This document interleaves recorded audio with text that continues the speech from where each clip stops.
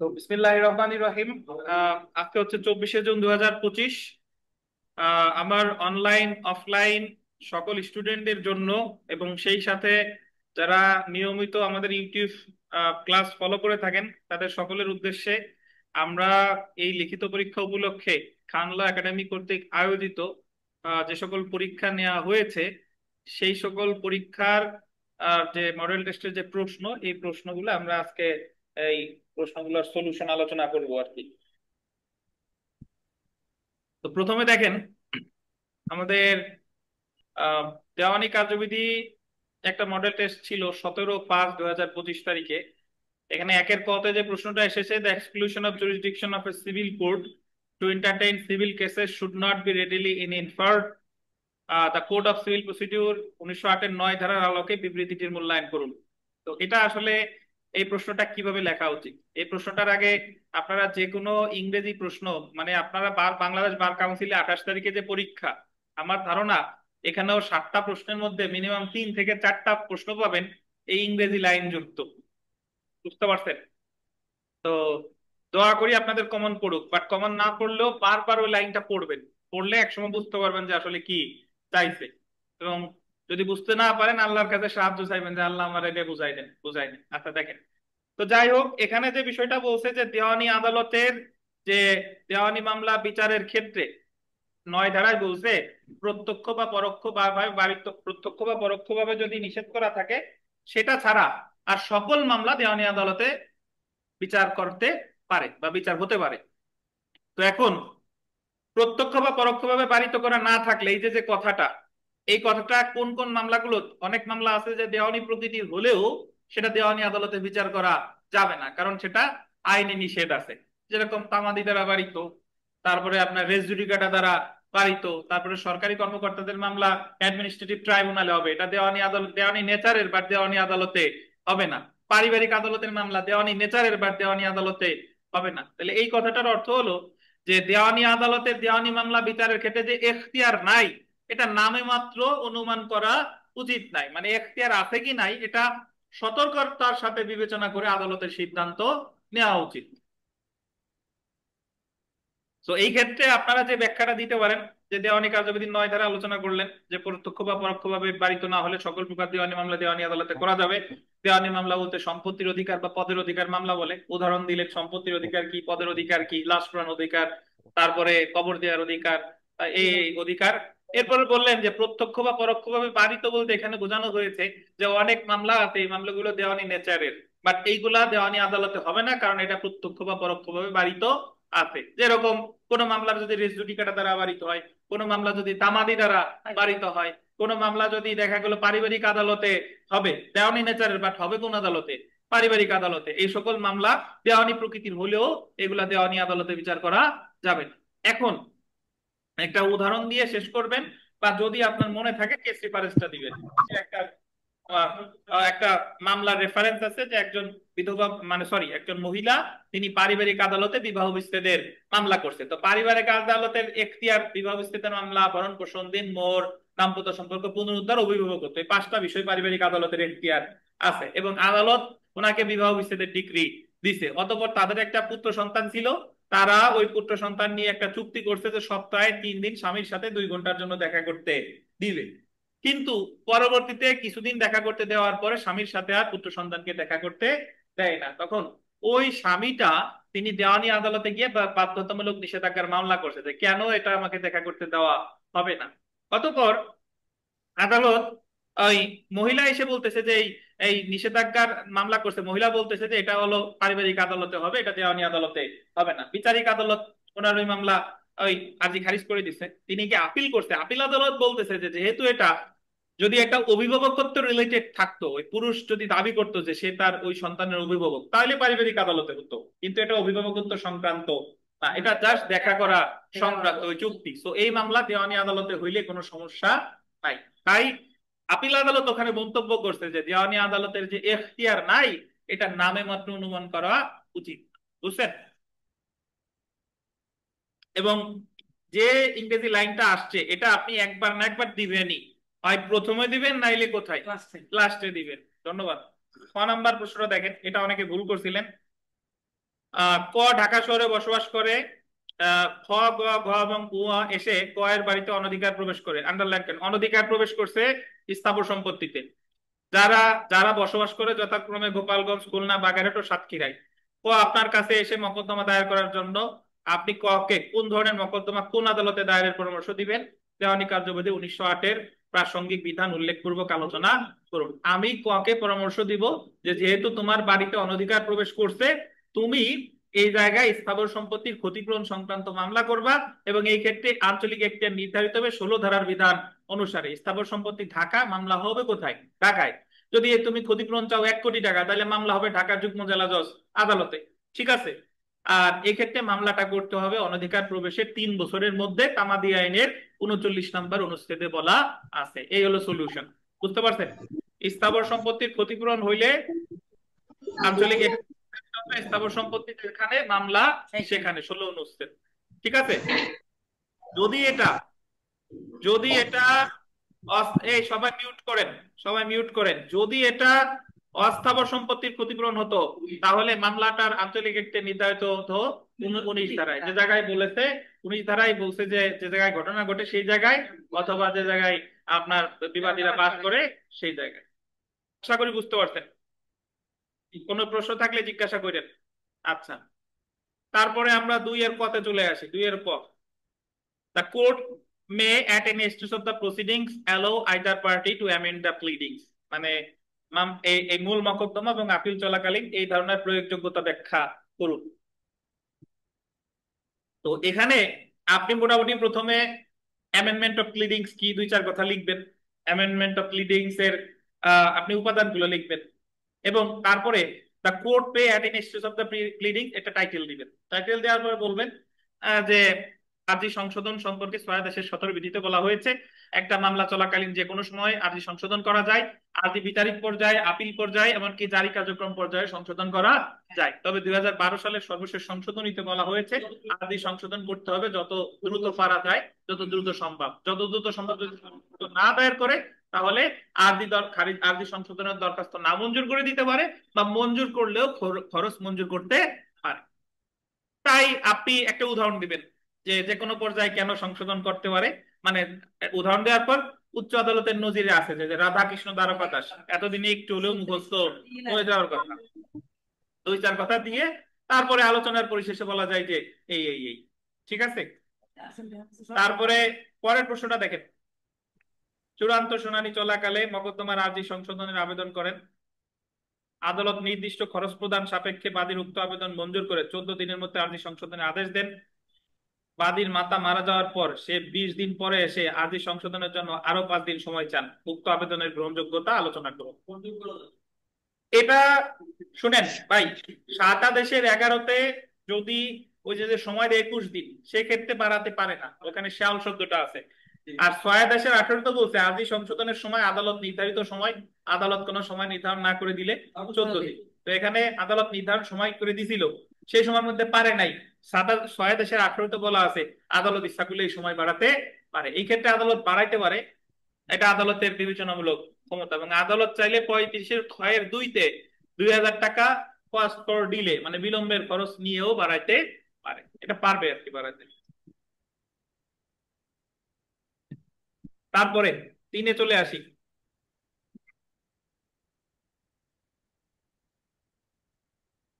Race judicata শুধুমাত্র মকদ্দমার বাদীর ক্ষেত্রে নয়, বরং সকল পক্ষগণের ক্ষেত্রেই প্রযোজ্য। দেওয়ানি কার্যবিধি প্রকৃতি স্যার ব্যাখ্যা করুন। আমার একটা প্রশ্ন ছিল। হ্যাঁ বলেন, রুবি বলেন। স্যার এখন না দুইয়ের পর মানে উত্তরটা লিখবো কিভাবে, এটার সলিউশনটা কিভাবে লিখবো? এটা কি মানে 35-এর পর খরচ সাপেক্ষে এ, সময় বাড়াতে পারবো এটা লিখবো নাকি মানে কিভাবে উত্তরটা লিখবো বুঝাই? 2 আঙ্গিকে লিখতে পারেন, যে আপনি বলবেন যে 6-18 বিধি অনুসারে বলা আছে যে আর্জি সংশোধনের সময় যে সময় দিছে আদালত ইচ্ছা করলে বাড়াইতে পারে, তাই আলোচ্য ক্ষেত্রে বাড়াতে পারে, এটাও লিখতে পারেন। অথবা আলোচ্য ক্ষেত্রে এটা বাড়াইতে পারে এবং বাড়ানোর ক্ষেত্রে 35-এর 2 অনুসারে সে 2000 টাকা খরচ প্রদান সাপেক্ষেও বাড়াইতে পারে। যেটা লেখেন, দুইটাও লিখতে পারেন, যে কোনো একটাও লিখতে পারেন। ঠিক আছে স্যার, ধন্যবাদ। ঠিক আছে। রেস জুডিকাটা শুধুমাত্র বাদীর ক্ষেত্রে নয়, সকল পক্ষগণের পক্ষের ক্ষেত্রেই প্রযোজ্য। আপনি রেস জুডিকাটা সম্পর্কে যা যা জানেন সবকিছু উদাহরণ, সংজ্ঞা দিবেন, উদাহরণ দিবেন, উপাদান দিবেন। তারপরে আলোচনার পরিশেষে বলা যায় যে রেস জুডিকাটা শুধু বাদীর ক্ষেত্রে নয়, বরং সকল পক্ষগণের ক্ষেত্রেই প্রযোজ্য। বুঝছেন? তারপরে পরের প্রশ্নটা দেখেন। ক, ক্ষয়ের বিরুদ্ধে বিজ্ঞ সহকারী জজ তৃতীয় আদালতে এই মামলা করে উক্ত বিবাদী সমনপ্রাপ্ত হয়ে হাজির হননি, একতরফা ডিক্রি হয়, অতঃপর বিবাদী দেওয়ানি কার্যবিধি ৯ আদেশের ১৩ বিধি মোতাবেক একতরফা ডিক্রি রদ রহিতের বিবিধ মামলা করে বিজ্ঞ সহকারী জজ মামলাটি নামঞ্জুর করে। মানে তিনি ৯ আদেশের ১৩তে যে দরখাস্তটা করছে রদ রহিতের, সে আবেদনটা নামঞ্জুর হয়েছে। আর ৯ আদেশের ১৩ দরখাস্ত নামঞ্জুর হইলে প্রতিকার কি বলেন? ৯ আদেশের ১৩ দরখাস্ত নামঞ্জুর হলে ৪৩ আদেশের ১ বিধি অনুসারে আপিল। সো এখানে নামঞ্জুর গোল দিয়ে দিয়ে দেন আপিল। এসি রিমোটটা কোথায় কিন্তু, ফ্যান গুলো একটু বন্ধ করে দেন। আচ্ছা, আমরা ৪-এর কতে আসি। An executing court cannot go beyond the decree, এই নীতির ব্যতিক্রম সংক্ষেপে আলোচনা করুন। মানে এখানে এই প্রশ্নের উত্তর দেখেন, 10 মার্ক দিচ্ছে, 10 মার্ক। সো আপনি এখানে মোটামুটি যে জিনিসটা আলোচনা করবেন যে জারি মামলা কি, জারি মামলা কখন করে, তারপরে জারি মামলার সময় আলোচনা করবেন, তারপরে চলে যাবেন যে executive court can not go beyond the decree. সাধারণত ডিক্রিতে যা যা কথা বলা হয়ে থাকে তাই তাই করতে পারে, তবে কিছু ক্ষেত্রে ব্যতিক্রম আছে। ওই যে ৪টা ৫টা ব্যতিক্রম আছে, ব্যতিক্রম প্রেক্ষাপটে এই ডিগ্রি প্রদানকারী আদালত ইচ্ছা করলে এটা তার বাইরেও যেতে পারে। যেরকম একজন এসে ওই মূল ডিগ্রিতে সুদের কথা ছিল না, কিন্তু সে এখানে জারি মামলায় এসে সুদের কথা দাবি করতে পারে, এবং জারিকারক আদালত এটা মঞ্জুর করতে পারে। তাই আলোচনার পরিশেষে বলা যায় যে এই, বুঝছেন? যদি ৪ নাম্বার বা ৩ নাম্বারের থাকতো তাহলে ডিগ্রি জারি কি, ডিগ্রি জারির আবেদনের সময় টময় এগুলা কিছু বলতাম না। তারপরটা দেখেন, কামাল তার বাড়ি জামালকে এত টাকায় ভাড়া দেয়, এত এত সালের ভাড়া বাকি অপ্রচলিত থাকে। ২০০৮ সালে জামালের বিরুদ্ধে ২০০৬ সালের ভাড়ার জন্য মামলা করে। কামাল কি পরবর্তীতে ওই বাকি ২ সালের মামলা করতে পারবে কিনা ভাড়া আদায়ের জন্য? এটা হলো প্রকৃতপক্ষে লিখলে লিখবেন ২ আদেশের ২-এর ৩, ২ আদেশের ২-এর ৩ বা ১২ ধারা। আর ২ আদেশের ২-এর ৩, ১২ ধারা যার জানা নাই সে আলোচনা করবেন কনস্ট্রাকটিভ রেস জুডিকাটা, যে একবার একই বিষয় নিয়ে মামলা হয়ে গেছে আর মামলা করা যাবে না।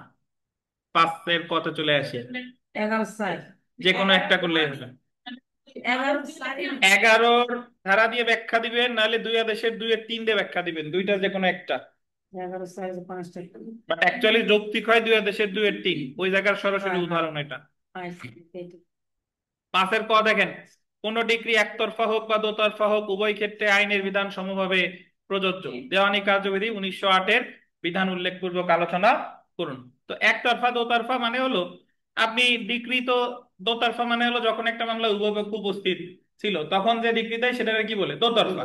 আর একতরফা ডিগ্রি একটু আলোচনা করবেন, একতরফা ডিগ্রি কখন হয়, তারপরে একতরফা ডিগ্রি শর্তাবলী কি একটা উদাহরণ দিলেন, তারপরে বললেন যে ডিগ্রি একতরফা হোক বা দোতরফা হোক এটা বাদীর ক্ষেত্রে সমভাবেই প্রযোজ্য। বলেন। হ্যাঁ, দোতরফা ডিগ্রি হইলে আপিল তো করা যাবে। আপিলের বিধান না থাকলে রিভিশন রিভিউ। জি, তারপরে দেখেন, আপনার মক্কেল শরাফতের পক্ষে আপনি ২০ লক্ষ টাকা আদায়ের জন্য কালামের বিরুদ্ধে চট্টগ্রামের প্রথম যুগ্ম জেলা আদালতে মানি স্যুট দায়ের করেছেন। কি বোঝেন নাই?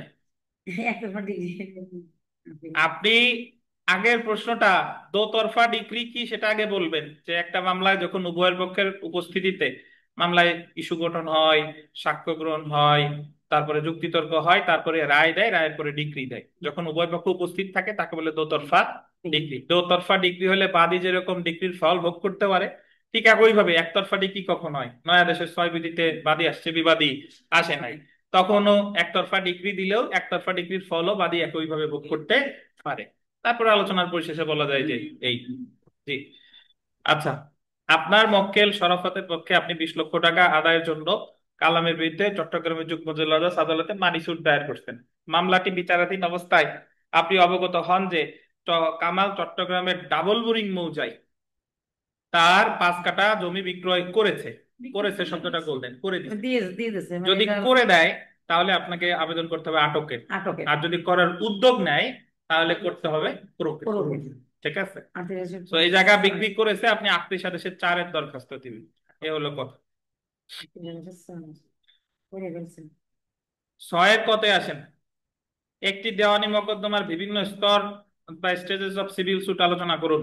দেওয়ানি মামলার বিভিন্ন স্তর আসলে কোন কোনগুলা আমি একটু যদি আপনাদের বলি, প্রথমে দিবেন আরজি, আরজির পরে লিখিত জবাব সমন, সমনের পর লিখিত জবাব, তারপরে এডিআর, তারপর ইস্যু গঠন, তারপর 30 ধারা, তারপর পিএইচ মানে SDPH sorry settling date for peremptory hearing, তারপর পিএইচ, তারপরে হলো ফার্দার পারেন্টারি হিয়ারিং, তারপর আর্গুমেন্ট, তারপর জাজমেন্ট, জাজমেন্টের পর হচ্ছে ডিক্রি। বুঝছেন? স্যার আর কি সমন লিখিত হবে? হুম, লিখবেন, স্টেজ অফ সিভিল লেখা আছে আর এই ওগুলো বইতে আছে। আচ্ছা, আর যে সমান করিম গোপালগঞ্জে বসবাস করে, তার প্রতিবেশী রহিম প্রায়ই তাকে বেদখলের হুমকি দেন। করিমের পক্ষে প্রতিকার প্রার্থনা করে একটি মুসাবিদা করুন। এ জায়গায় লেখেন স্থায়ী নিষেধাজ্ঞার মামলা। অনেকে আপনারা লিখেছিলেন অস্থায়ী নিষেধাজ্ঞার দরখাস্ত, বাট অস্থায়ী নিষেধাজ্ঞার দরখাস্ত করতে হলে তো অলরেডি একটা কি থাকা লাগে, মামলা থাকা লাগে। সো এই জায়গায় যেটা চেয়েছে সেটা হলো স্থায়ী নিষেধাজ্ঞার আর্জি। মুসাবিদা। তারপরে দেখেন টেম্পোরারি ইনজাংশন, মোটামুটি যা জানেন, অস্থায়ী নিষেধাজ্ঞা 53 ধারা, সুনির্দিষ্ট প্রতিকার আইনের এবং 39 আদেশ লিখে দিবেন। Audio alteram পার্টেম, audio alteram partem হলো no man should be condemned unheard, মানে কারোর বিরুদ্ধে পদক্ষেপ নেওয়া যাবে না, কাউকে সাজা দেওয়া যাবে না তাকে না শুনে। এই নীতিটি আমাদের দেওয়ানি কার্যবিধিতে বেশ কয়েক জায়গায় প্রতিফলিত হয়েছে। মূল মামলার ক্ষেত্রে বিবাদীর সমন দেয়, আরজি খারিজ বা একতরফা ডিক্রি রদের ক্ষেত্রে বিবাদীর সমন দেয়, একতরফা আপনার ওই যে ইসের ক্ষেত্রে মামলা স্থানান্তর প্রত্যাহারের ক্ষেত্রে বিবাদীরে জানা নোটিশ দেয়, নিষেধাজ্ঞার ক্ষেত্রে দেয়। এরকম বহু বিধান আছে যে জায়গায় বিবাদীরে শোনার, তাই আলোচনার পরিশেষে বলা যায় যে অডিও অল্টারাম পার্টেম নীতিটি আমাদের দেওয়ানি কার্যবিধিতে প্রতিফলিত হয়েছে। বুঝতে পারছেন? তো এই প্রশ্ন যা পড়লাম, আপনাদের অনলাইনের যে ভাই বোনেরা, আপনাদের কোনো প্রশ্ন, এই প্রশ্ন নিয়ে প্রশ্ন থাকলে বলতে পারেন, নাহলে আমরা পরের প্রশ্নতে চলে যাব।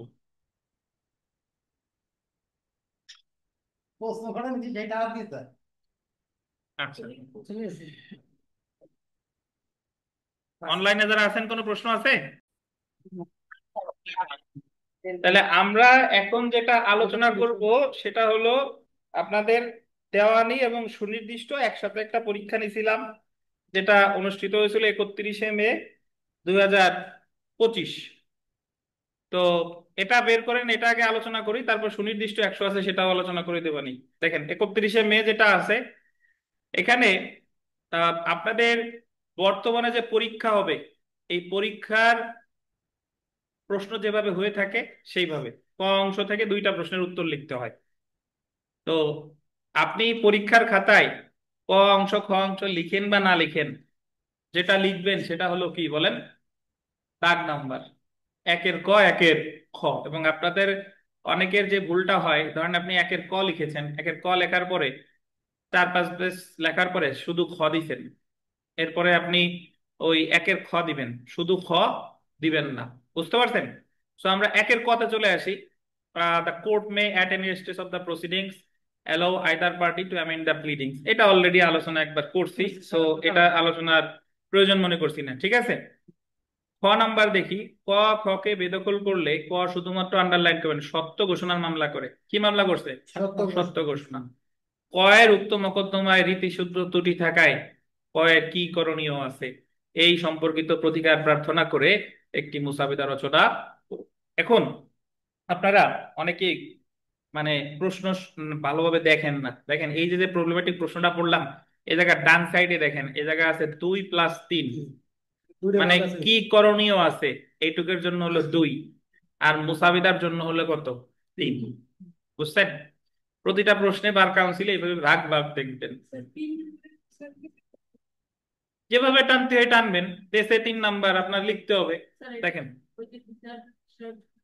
হ্যাঁ হ্যাঁ আমি বলি, দেখেন তাহলে এই প্রশ্নের উত্তরটা আমার কিভাবে লেখা উচিত। আপনি বিচার্য বিষয়, ঘটনা বর্ণনা বিচার্য বিষয় এইভাবেও লিখতে পারেন, অথবা প্রথমে একটু আলোচনা, কোনো কিছু সারা আলোচনা করলেন যে যেহেতু এই জায়গায় সে ক খকে বেদখল করেছে, সো এখানে প্রশ্নটা একটু ভুল আছে নাকি। ক খকে বেদখল করলে ক শুধুমাত্র সত্য ঘোষণার মামলা করে, এই জায়গায় ক এর জায়গায় খ দেন, খ শুধুমাত্র সত্য ঘোষণার মামলা করে, এবং পরে হবে ক্ষয়ের উক্ত মোকদ্দমায় রীতিশুদ্ধ ত্রুটি থাকায় ক্ষয়ের কি করণীয় আছে, কারণ বেদখল তো করছে নাকি? তো এই জায়গায় ক্ষয়ের যে প্রতিকার আছে, মানে সে তো আগে সত্য ঘোষণার মামলা করে ফেলছে, তো দখল সে চাই নাই, তাহলে এই মামলায় তার রীতিশুদ্ধ ত্রুটি আছে। তাহলে এই জায়গায় রীতিশুদ্ধ ত্রুটি দূর করার তার দুইটা উপায় আছে। এক উপায় হলো সে আরজি সংশোধনের আবেদন করবে 6 আদেশের 17-তে। তখন সে আদি সংশোধনের মুসাবিদা একটু পরে করবেন, যে যেহেতু সে সত্য চাইছে, দখল চায় নাই, তাই দখলের বিষয়টি অন্তর্ভুক্ত করা হোক। তাহলে মুসাবিদাটা করবেন হয় 6 আদেশের 17-তে, আর না হলে আপনি মামলাটা প্রত্যাহার চাইবেন 23 আদেশের 1 বিধিতে, যে যেহেতু আমার রীতিশুদ্ধ ত্রুটি আছে, আমার মামলা প্রত্যাহার করার অনুমতি দেওয়া হোক, আমি আবার এই মামলা দায়ের করতে চাই। তাহলে এখানে দুইটাই সঠিক, যেটা আপনি হয় 6 আদেশের 17-তে আদি সংশোধনের দরখাস্ত করবেন, অথবা 23 আদেশের কততে, এক বিধিতে 1 বিধিতে, নীতি সিদ্ধ পার্মানেন্ট 23 আদেশের 1 বিধিতে মামলা প্রত্যাহারের আবেদন। জি, আর ভিতরে লিখবেন যে যেহেতু অমুক তারিখে বাদী মামলা করে, মামলার বিষয়বস্তু হওয়া উচিত ছিল দখল সহ সত্য সহ দখল, কিন্তু বাদী ভুল করে শুধু সত্যের বিষয় চাইছে, মামলায় ফর্মাল ডিফেক্ট আছে, তাই বাদী পুনরায় সত্য সহ দখল সহ মামলাটি করতে চায়, এই মর্মে প্রত্যাহারের আবেদন করেছে। অতএব উপরোক্ত কারণ সমূহ বিবেচনা করে পুনরায় দায়েরের শর্তে মামলাটি প্রত্যাহারের অনুমতি দিতে মর্জি হয়। তারপরে আপনি ওই দিয়ে দিলেন হলফনামা। বুঝছেন? ধন্যবাদ।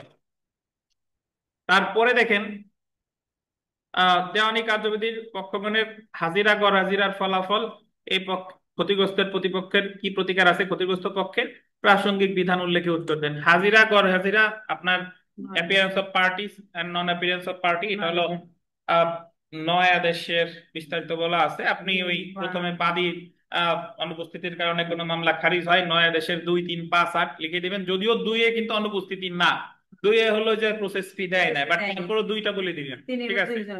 আর 2, 3 লিখে 2, 3-এর প্রতিকার লিখবেন, 5 লিখে 5-এর প্রতিকার লিখবেন, 8 লিখে 8-এর প্রতিকার লিখবেন। আবার অনেকে 2, 3, 5, 8 লিখে সব প্রতিকারও লিখতে পারেন, যে কোনো একটাই সঠিক, কোনো সমস্যা নেই। এরপরে একতরফা ডিগ্রি লিখবেন 9 আদেশের 6, একতরফা ডিগ্রির পর একতরফা ডিগ্রির প্রতিকার লিখবেন, 9 আদেশের 13-তে আছে, 13-র পথে আছে, 96-তে আছে, 47 আদেশের 1-এ আছে। এই তো কথা, বুঝছেন? সময় লাগে লিখতে গেলে অনেক টাইম লাগে। তারপরে দেখেন, করিম রহিমের বিরুদ্ধে আরজি দাখিলের মাধ্যমে একটি মামলা দায়ের করেন। আচ্ছা, আদালতের নিযুক্ত কর্মকর্তা কয়েকবার চেষ্টা করার পরেও বিবাদী রহিমের প্রতি সমন জারি করতে পারে নাই, এক্ষেত্রে করিমের কি প্রতিকার আছে? যেহেতু সমন জারি করতে পারে নাই, প্রতিকার আপনার ওই কিসের আবেদন করা, সাবস্টিটিউটেড সার্ভিস, বিকল্প পদ্ধতিতে সমন জারির আবেদন করা। 5 আদেশের 20 লিখবেন। 3-এর ক লেখেন, দেখেন যে সুনির্দিষ্ট প্রতিকার আইনের অধীনে মঞ্জুরযোগ্য বিভিন্ন প্রকার সুনির্দিষ্ট প্রতিকার সংক্ষেপে আলোচনা করুন। ওই আপনি সুনির্দিষ্ট প্রতিকার কি আইন, হ্যাঁ, সুনির্দিষ্ট প্রতিকার কি আইন, কেন সুনির্দিষ্ট প্রতিকার আইন প্রণয়ন করা হয়, তারপরে মোট 8টা প্রতিকার আছে, 5টি উপায় দেয়, 8টা প্রতিকার সম্পর্কে সংক্ষেপে 2-4 কথা দিয়ে দিবেন। তারপরে দেখেন, আমরা পরের প্রশ্নটা যাই, যে দীনেশ বংশমর্যাদার ভিত্তিতে একটি কালী মূর্তি তাৎক্ষণিক দখলের অধিকারী, কিন্তু গণেশ উক্ত মূর্তি নিজের দখলে রাখে। সুনির্দিষ্ট প্রতিকার আইনের 1877 অনুসারে দীনেশের প্রতিকার কি? তার কালী মূর্তি তাৎক্ষণিক দখল, তার কালী মূর্তি একটা অস্থাবর সম্পত্তি, 11 তাহলে তার তাৎক্ষণিক দখলের অধিকার হলে 11, আর যদি শুধু দখলের অধিকারী হতো তাহলে 10। তো আপনি 11 দিয়ে আলোচনা করে দিবেন, এ হলো কথা। আমরা খ অংশে চলে আসি। খ অংশ, যে কোনো একটি প্রশ্নের উত্তর দিন। রিভিশন কি? রিভিশন রিভিশন কি বলে দিবেন, যে যখন কোনো মানে কোনো কোনো রায় বা কোনো আদেশে আইনগত ভুল ত্রুটি থাকে, আইনগত ভুল ত্রুটির কারণে যদি ন্যায় বিচার ব্যাহত হয় এবং যে ক্ষেত্রে আপিলের বিধান নাই, সেই ক্ষেত্রে সংক্ষুব্ধ বা উচ্চ আদালতে যে আবেদন করে তাকে রিভিশন বলে। দেওয়ানি কার্যবিধি 1908-এর বিধান অনুসারে রিভিশন সংক্রান্ত বিধানাবলী আলোচনা করুন। আপনি বলবেন যে দেওয়ানি কার্যবিধিতে রিভিশন সংক্রান্ত আলোচনা করতে 115 ধারায় কোনো আদেশে আলোচনা করা হয় নাই। কয়টি আদালতে রিভিশন করা যায়? 2টা, একটা হলো হাইকোর্ট বিভাগ আর একটা হলো জেলা জজ। এরপরে চলে যাবেন 115-এর 1-এ বলছে যে যে কোনো আপিল অযোগ্য ডিগ্রির বিরুদ্ধে রিভিশন হবে হাইকোর্টে। হাইকোর্টে। এছাড়া জেলা জজ বা অতিরিক্ত জেলা জজ আপিল অযোগ্য আদেশ দিলে রিভিশন হবে হাইকোর্ট। হাইকোর্টে। 115(2) বলছে যে এছাড়া অন্যান্য সকল ক্ষেত্রে অর্থাৎ সহকারী জজ, সিনিয়র সহকারী জজ, যুগ্ম জেলা জজ আপিল অযোগ্য আদেশ দিলে রিভিশন হবে জেলা জজের কাছে। আর জেলা জজ বা অতিরিক্ত জেলা জজ বা সরকার নির্দেশ দিলে অতিরিক্ত জেলা জজ রিভিশনাল পাওয়ার প্রয়োগ করতে পারে 115(3). তিনে। আর যে ক্ষেত্রে প্রথম রিভিশনটা করা হয়েছিল হাইকোর্ট জেলা জজের কাছে, রিভিশন আদালত যদি যে সিদ্ধান্ত দেয় সেটার বিরুদ্ধে সংক্ষুব্ধ পক্ষ দ্বিতীয় রিভিশন করতে পারে 115(4). দেওয়া গেলে একটা উদাহরণ দিয়ে দিলেন, এই তো কথা। বুঝছেন? তারপরে দেখেন, বাদী সগীর চূড়ান্ত শুনানি চলাকালে সহকারী জেলা জজ আদালতে স্থানীয় তদন্তের আবেদন করলে তা নামঞ্জুর হয়। স্থানীয় তদন্তের আবেদন করে 26 আদেশের 9 বিধিতে উক্ত নামঞ্জুরকৃত আদেশের বিরুদ্ধে বাদী জেলা জজ আদালতে রিভিশন করে। এরপরে সে রিভিশন করছে জেলা জজের কাছে 115(2) ধারায়। জেলা জজ আদালত কর্তৃক প্রদত্ত আদেশের বিরুদ্ধে সগীরের কি প্রতিকার আছে? সগীরের প্রতিকার 115(4)-এ হাইকোর্ট বিভাগে লিভ টু রিভিশন করা। শেষ। ধরেন আপনারা তো লিখতে পারেন না, আপনি যখন আমার সময় কম তখন আমি এইভাবে লিখবো যে বাদী স্থানীয় তদন্তের আবেদন করলে, এটা নামঞ্জুর করলে বাদী সংক্ষুব্ধ হয়ে জেলা জজের কাছে রিভিশন করে। এইটুকু ঘটনার বর্ণনা শেষ।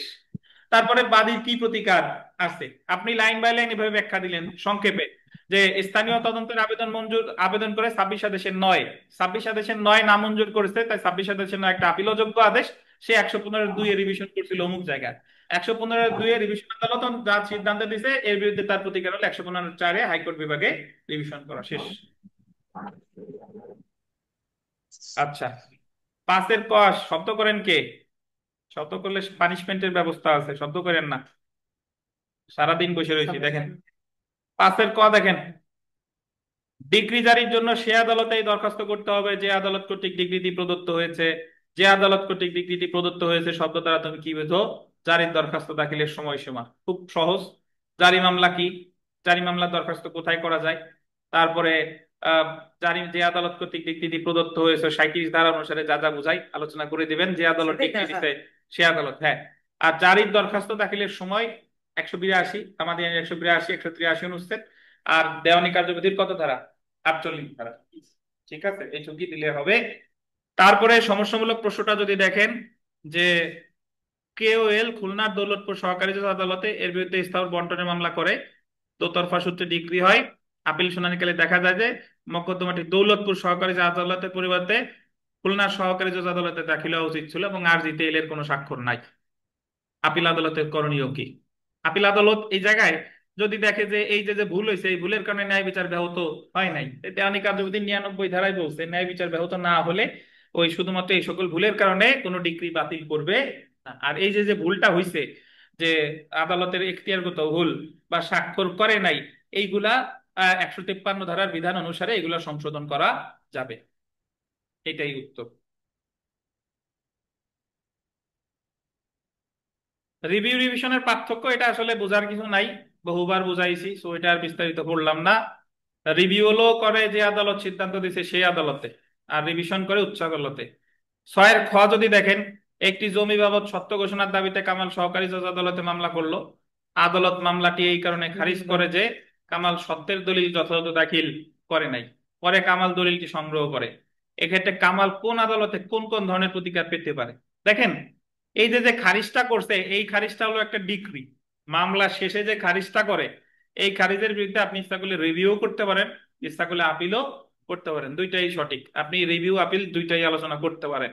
দেখেন তো এখতিয়ার কি?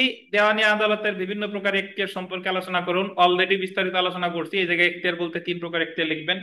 বিষয়গত হইলে দেওয়ানি কার্যবিধির 9 ধারা, আর্থিক হইলে দেওয়ানি কার্যবিধির 6 ধারা, 15 ধারা, সিভিল কোর্টস অ্যাক্টের 17, 18, 21। আর আঞ্চলিকের ক্ষেত্রে লিখবেন 16 থেকে 20। কথা শেষ। হ্যাঁ, এখতিয়ার যদি বিভিন্ন প্রকার এখতিয়ার বলে তাহলে সবই আলোচনা করতে হবে। পলাশের যে উদাহরণ, এটার বিস্তারিত ব্যাখ্যার প্রয়োজন মনে করি না। ওই বিস্তারিত ব্যাখ্যা করতে গেলে অনেক সময় লাগবে। মানে পলাশ এক জায়গা থেকে ডাক্তার দেখাইছে, এক জায়গায় মারা গেছে, এক জায়গা থেকে ওই পরে জানা গেছে ওষুধের দোকানদার অমুক জায়গায়, তার আবার বাস করে অমুক জায়গায়। যেহেতু তার পিতা মারা গেছে মানে ব্যক্তির ক্ষতিপূরণ যে জায়গায় ঘটনা ঘটে অথবা যে জায়গায় বিবাদীরা বাস করে, যে কোনো এক জায়গায় হতে পারে। তাহলে এই জায়গায় আঞ্চলিক এখতিয়ার নির্ধারিত হবে 19 ধারা অনুসারে, এবং মামলা মোটামুটি সব জায়গায় করা যাবে, তো এটা আর ব্যাখ্যা করলাম না। তারপর একটা দেখেন 8-এর ক, plaint can not be rejected on mixed question of law and fact. এই প্রশ্নের উত্তরে খুব সহজ, আগে আরজি খারিজ কি বলবেন, আরজি খারিজ কি বলার পর আরজি খারিজের কারণ সমূহ বলবেন, বলার পরে তারপরে দেখা গেল আরজি খারিজের বিরুদ্ধে প্রতিকার কি বললেন, তারপরে বললেন যে কখনো কখনো আরজি খারিজ ওই আম, আইন দ্বারা বারিত, এই কারণে আরজি খারিজ করা হয়। আর আইন দ্বারা বারিত আরজি খারিজ বলতে বোঝায় যে রেস জুডিকাটা দ্বারা বারিত বা তামাদি দ্বারা বারিত। কোন আরজি যদি এইভাবে প্রশ্ন ওঠে যে এটা কি রেস জুডিকাটা বারিত নাকি তামাদি দ্বারা বারিত, তখন এটা ঘটনা ও আইনের মিশ্র প্রশ্ন। আর যেটা ঘটনা আইনের মিশ্র প্রশ্ন, এখানে সাক্ষ্য গ্রহণ ছাড়া সিদ্ধান্ত দেওয়া যৌক্তিক হবে না, তাই এই ক্ষেত্রে আরজি খারিজ করা যাবে না। এই ক্ষেত্রে ওই সাক্ষ্য প্রমাণের মাধ্যমে মামলাটি নিষ্পত্তি করা উচিত। তাই আলোচনার পরিশেষে বলা যায় যে plaint can not be rejected on mixed question of law and fact. বুঝছেন? পরের প্রশ্নটা দেখেন, ডি এবং সি যথাক্রমে ঢাকা ও চট্টগ্রামের ব্যবসায়ী। সি তার প্রতিনিধির মাধ্যমে ডি এর নিকট কিছু পণ্য চুক্তি করে, চুক্তি মোতাবেক ডি সরবরাহ করলেও সি মূল্য পরিশোধ করেনি। ডি মূল্য আদায়ের জন্য ঢাকার আদালতে মামলা করেন। ডি মামলা করছে, এই মামলার বাদীকে ডি। ডি মামলাটি চট্টগ্রামের উপযুক্ত আদালতে বদলি করতে চান, তাহলে বাদী যদি বদলি করতে চায় কত ধারায়? 24 ধারায়। তো এটা আর পড়লাম না। অনেকে আপনারা যারা দেখে দেখে উত্তর লেখেন তারা করছেন কি, ওই প্রশ্নতে তো ওই জায়গা ডির জায়গা আছে সি, ওই জায়গা আছে 22 ধারা, দেখে দেখে 22 ধারাই লিখছেন। বাট আমি যে জায়গা ঘুরাই দিছি এটা আপনি দেখেন নাই। বাদী হইলে কত? 24। বিবাদী হইলেও 24 দিলে সমস্যা নাই। জি, জি।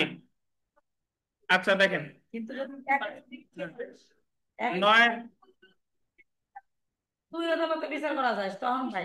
আচ্ছা 9-এর কটা দেখেন, সেট অফ এর শর্ত সমূহ। সেট অফ অবশ্যই অর্থের মামলায় হবে, বাদীও অর্থের মামলা করছে, বিবাদীও আইসে দাবি করছে, বাদীর দাবি সমান অথবা কম। আর লিগাল সেট অফ 8-এর 6, ইকুইটেবল সেট অফ 20 আদেশের 19-এর 3। লিগাল সেট অফ বাধ্যতামূলক, ইকুইটেবল সেট অফ বিবেচনামূলক। লিগাল সেট অফের ক্ষেত্রে কোর্ট ফি দেওয়া লাগে, ইকুইটেবল সেট অফের ক্ষেত্রে কোর্ট ফি দেওয়া লাগে না। লিগাল সেট অফের ক্ষেত্রে তামাদি থাকবে, ইকুইটেবল সেট অফের ক্ষেত্রে তামাদি থাকবে না। লিগাল সেট অফের ক্ষেত্রে আপনার সেম ট্রানজাকশনে না হলেও চলবে, ইকুইটেবল সেট অফের ক্ষেত্রে সেম ট্রানজাকশন হতে হবে। এই তো কথা। 9-এর খটা দেখেন, যে কামাল ফেনীর সহকারী জজ আদালতে নালিশি সম্পত্তির সত্য ঘোষণার জন্য তার প্রতিবেশী জামালের বিরুদ্ধে মামলা দায়ের করেন। মামলা দায়েরের পর একটি সুনির্দিষ্ট তারিখে জামাল তাকে উচ্ছেদের হুমকি দেন। উচ্ছেদের হুমকি দিলে অস্থায়ী নিষেধাজ্ঞার জন্য দরখাস্ত। তো অস্থায়ী নিষেধাজ্ঞার দরখাস্তটা মোটামুটি আপনারা জানেন, জানেন না? 39। অবশ্যই জানেন। আর যে জায়গা, এই জায়গা তো আলাদা করে বলেই দিছে অস্থায়ী নিষেধাজ্ঞার দরখাস্ত, বাট কিছু যে জায়গা, এই জায়গা যদি কিছু উল্লেখ না করতো তাহলে ক্রোকের আবেদনও করা যেত। মানে উচ্ছেদের হুমকি দিলে অস্থায়ী নিষেধাজ্ঞা, সরি। আর যখন যদি এরকম হতো যে কোনো সম্পত্তি বিক্রয়ের উদ্যোগ নিচ্ছে, বিক্রয়ের উদ্যোগ নিলে ওই জায়গা ক্রোকের আবেদনও করা যায়, অস্থায়ী নিষেধাজ্ঞার আবেদনও করা যায়। তারপরে আমরা চলে আসি 10-এর ক, no order of ad interim or temporary injunction without hearing the opposite party is permissible. এই কথাটা কি অর্থ বুঝেন? বহুবার পরীক্ষায় আসছে। মানে সরকারের বিরুদ্ধে, মানে না শুনে কাউরে অন্তর্বর্তীকালীন বা অস্থায়ী নিষেধাজ্ঞা দেওয়া যাবে না। এখন আপনি আগে অস্থায়ী নিষেধাজ্ঞার সংজ্ঞা দিবেন, অস্থায়ী নিষেধাজ্ঞা সম্পর্কে 2-4 কথা লিখবেন, তারপরে এটা টাইটেল দিবেন। বলবেন যে যখন সরকারের বিরুদ্ধে অস্থায়ী নিষেধাজ্ঞা চাওয়া হয় কোনো উন্নয়নমূলক কাজের ক্ষেত্রে, বা কোনো সার্বভৌম কর্তৃপক্ষের বিরুদ্ধে উন্নয়নমূলক কাজের ক্ষেত্রে অস্থায়ী নিষেধাজ্ঞা চাওয়া হয় যেখানে জনস্বার্থের ব্যাঘাত ঘটতে পারে, সেই জায়গায় সরকারের না শুনে কোনো নিষেধাজ্ঞা দেওয়া যাবে না, যাবে না, যাবে না। তারপরে আবার লিখবেন, তবে বেসরকারি ব্যক্তির বিরুদ্ধে দেওয়া যেতে পারে। একটু বিস্তারিত দেখলেই বুঝে যাবেন। ধন্যবাদ। তাই আলোচনার পরিশেষে বলা যায় যে no order of ad interim or temporary injunction without hearing the opposite party is permissible. 10-এর খতে চলে আসি, দেখেন ক, খ এর সত্য অস্বীকার পূর্বক খ কে এক খণ্ড জমি থেকে বেদখল করছে। খ সংক্ষুব্ধ হয়ে উক্ত সম্পত্তিতে সত্য আছে মর্মে মামলা করছে, সত্যের মামলা করছে। সুনির্দিষ্ট প্রতিকার আইনের উদ্ধৃতি দিয়ে মামলার আইনগত পরিণতি বর্ণনা। এখন আপনারা অনেকে এই জায়গায় যেহেতু 5 মার্ক, অনেকে লেখছেন বা লিখেছিলেন এইভাবে যে যেহেতু সে আহ, মানে দখল থেকে বেদখল হইছে, শুধু সত্যের মামলা করছে, এই মামলা আদালত খারিজ করে দিবে, এইটুক লিখে শেষ। এইটুক লিখলে হবে না। সত্যের মামলার সাথে আনুষঙ্গিক প্রতিকার চাওয়ার সুযোগ থাকলে অবশ্যই চাইতে হবে। যেহেতু সে সত্যের মামলা করছে, এখানে তার দখল চাওয়ার সুযোগ ছিল, তাই এখানে লিখবেন সে যদি দখল না চায় তাহলে তার মামলাটা খারিজ হবে। কিন্তু সে দখল কিভাবে চাইতে পারে? 4 সংশোধনের মাধ্যমে 6-17 বিধিতে দখল চাইতে পারে, অথবা 23-1 বিধিতে মামলাটি প্রত্যাহার করে পুনরায় দায়ের করতে পারে। এই কথাটুকু লিখতে হবে, বুঝছেন? 11-র কথা চলে আসি। দলিল বাতিলকরণের মামলা এবং অবৈধ দলিল ঘোষণা চাই ঘোষণামূলক মামলার পার্থক্যমূলক বৈশিষ্ট্যগুলো কি কি। এটা আসলে ওই যে একবার পড়লেই বুঝবেন যে বাতিল বা বাতিলযোগ্য হইলে দলিল বাতিল, এবং আপনার ওই যে রেজিস্ট্রিকৃত হইতে হবে, কোনো পক্ষ হইতে হবে। আর অন্যান্য ক্ষেত্রে অবৈধ জালমর্মে ঘোষণামূলক মামলা। বাতিলের ক্ষেত্রে কোর্ট ফি দেয় অ্যাড ভ্যালোরাম, 42-এর ক্ষেত্রে কোর্ট ফি দেয় ফিক্সড। আর বাতিলের ক্ষেত্রে নিবন্ধন কপি রেজিস্ট্রি অফিসে পাঠানো হয়, ঘোষণার ক্ষেত্রে রেজিস্ট্রি অফিসে পাঠানো হয় না। আর এই তো, আর দলিল বাতিল হলো আনুষঙ্গিক প্রতিকার, আর ঘোষণামূলক হলো মূল প্রতিকার। এগুলা দিলেই হয়ে যাবে। এই প্রশ্ন: কোন দলিলের তফসিল প্রণীত ভূমিতে দখলে না থাকা সত্ত্বেও বাদী দায়েরকৃত দলিল বাতিলের কেবলমাত্র ঘোষণামূলক মামলা আইনত রক্ষণীয় কি? আপনি দখলে নাই, শুধু ঘোষণার মামলা করলে হবে না, ঘোষণার সাথে সাথে কি দখলও চাইতে হবে। তাহলে আপনি কখনো কখনো মূল হলো 42-এর সাথে 8 চাইতে পারেন, 42-এর সাথে 39 চাইতে পারেন। 42, 8, 39 একসাথে চাওয়া যায়, কোনো সমস্যা নাই। তারপর একটা দেখেন, খ নাম্বার, কে এল এর নিকট একটি নির্দিষ্ট জমি 50,000 টাকা বিক্রয় করার চুক্তি করলো, পরবর্তীতে 60,000 টাকায় এমনে দিয়ে দিছে। এম চুক্তি সম্পর্কে অবগত ছিল না। এম চুক্তি সম্পর্কে অবগত ছিল না, তাহলে এই ক্ষেত্রে আহ আপনার এই এল যদি মামলা করে তাহলে এম রে কি বাধ্য করতে পারবে? না স্যার। বাধ্য করতে পারবে না, কারণ সে মূল চুক্তি সম্পর্কে কি অবগত ছিল না। 27 খ, 27 খ। বাট সে যদি অবগত থেকে করতো তাহলে আবার তারে বাধ্য করতে পারতো। শুধু জানতো না।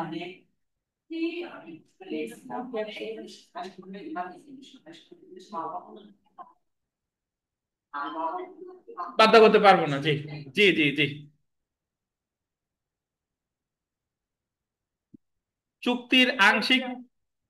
চুক্তির আংশিক সুনির্দিষ্টভাবে কার্য সম্পাদন বা specific performance of part of contract বলতে কি বুঝেন আলোচনা করুন। তো আংশিক কার্য সম্পাদন মোটামুটি বুঝেন, আমি যা চাইছি চুক্তিতে তাই যদি অপর পক্ষের বাধ্য করে তাহলে হলো আপনার এক সুনির্দিষ্ট কার্য সম্পাদন। আর অপর পক্ষের পুরোপুরি বাধ্য করতে পারেন নাই তাহলে সেটাকে বলে আংশিক কার্য সম্পাদন। 14 ধারায় বলছে 100 বিঘা মধ্যে 98 2 বিঘা, মনে আছে? 15 ধারায় বলছে 60 বিঘা 40 বিঘা। বা আমি একটা বাগান সহ বাড়ি কিনতে চাইছি, এখন বাগানের মালিক সে না, তাইলে 15। 14-তে সবসময় ক্ষতিপূরণ দিবে হচ্ছে বিক্রেতা। 14-তে সবসময় ক্ষতিপূরণ দিবে কে? বিক্রেতা। আর 15-তে ক্ষতিপূরণের কোনো বিধান নাই, তবে এখানে ক্রেতা যদি কিনতে চায় তাহলে ওই ফুল দাম দিয়েই তাকে কিনতে হবে। আর 16-তে হচ্ছে স্বতন্ত্র অংশের কার্য সম্পাদন, এটাই। এবং 17-তে বলছে উপরোক্ত 3টা ধারা ছাড়া অন্য কোনো ক্ষেত্রে আপনার এই আংশিক কার্য সম্পাদনের নির্দেশ দিবে না। এরপরে আমরা চলে এসেছি 13 নম্বর প্রশ্নটা। 13 নম্বর প্রশ্নে বলছে যে সুনির্দিষ্ট প্রতিকার আইনের 42 ধারায় ঘোষণামূলক ডিক্রি লাভের আবশ্যকীয় শর্তাবলীগুলো কি কি। এটা তো আপনি জানেন, ওই যে সম্পত্তির অধিকার থাকতে হবে, পদের অধিকার থাকতে হবে, এগুলো আবার একজন অস্বীকার করছে। আনুষঙ্গিক প্রতিকার চাইলে অবশ্যই চাইতে হবে। উক্ত ধারা অনুযায়ী নেতিবাচক ঘোষণা প্রার্থনা করা যায় কি? অবশ্যই নেতিবাচক ঘোষণা প্রার্থনা করা যায়। অমুক অমুকের স্ত্রী না, অমুক অমুকের স্বামী না, অমুক অমুকের ছেলে না। একজন শেয়ার হোল্ডার বিবাদীর নামে কতক শেয়ার বন্টন বাতিল বলে ঘোষণামূলক ডিক্রির প্রার্থনায় মামলা দায়ের করতে পারেন কি? এটা পারেন, বাট এই মামলায় সে কোনো ফলাফল পাবে না, কারণ এক্ষেত্রে তার আইনগত অধিকার নাই। এই হলো কথা। তো এরপরে আমরা সুনির্দিষ্ট প্রতীক, এটা একটু শেষ করলাম। এই প্রশ্ন নিয়ে আপনাদের কোনো প্রশ্ন থাকলে করতে পারেন দয়া করে। এটা আর দেখব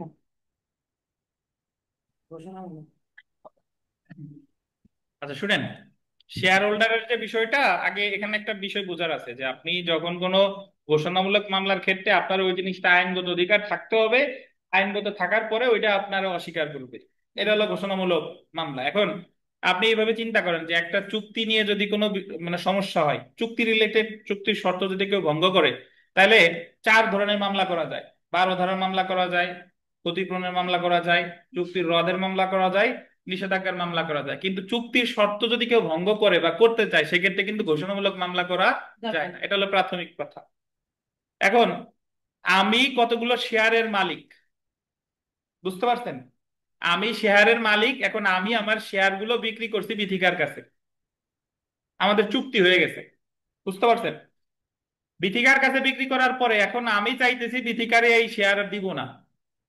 মানে জমি একবার যদি আমি বিক্রি করে ফেলি বা তারে দিয়ে ফেলছি বা শেয়ার দিয়ে ফেলছি, এখন বলতেছে যে তারে আমি এই জমি আর বিক্রি তার কাছে করব না বা এই শেয়ার গুলো তারে আর আমি দিব না, তখন ওই শেয়ার হোল্ডার গিয়ে ঘোষণামূলক মামলা করছে যে এই শেয়ারের মালিক আমি, আমার ঘোষণা দেওয়া হোক, করে আর এই শেয়ার আমি দিব না। এটা করা যাবে না, কারণ তারে অলরেডি কি দেওয়া হয়ে গেছে। এই ক্ষেত্রে বাতিলের জন্য এই 42 ধারা মামলা করে কোনো লাভ নাই, বুঝতে পারছেন? আর চুক্তিগত সম্পর্কের ক্ষেত্রে 42 ধারা মামলা করে কোনো লাভ নাই। এ হলো কথা। রুকি, বুঝতে পারছেন? স্যার বুঝতে পারছি, থ্যাংক ইউ আপনাকে স্যার, হুম। কষ্ট দিলাম। আচ্ছা, না সমস্যা নাই, দেখেন। তো ঠিক আছে, আমরা সুনির্দিষ্ট প্রতিকার আইনের যে প্রশ্নটা 24 পাস পাইছেন আপনারা, এটা একটু হাতে নেন।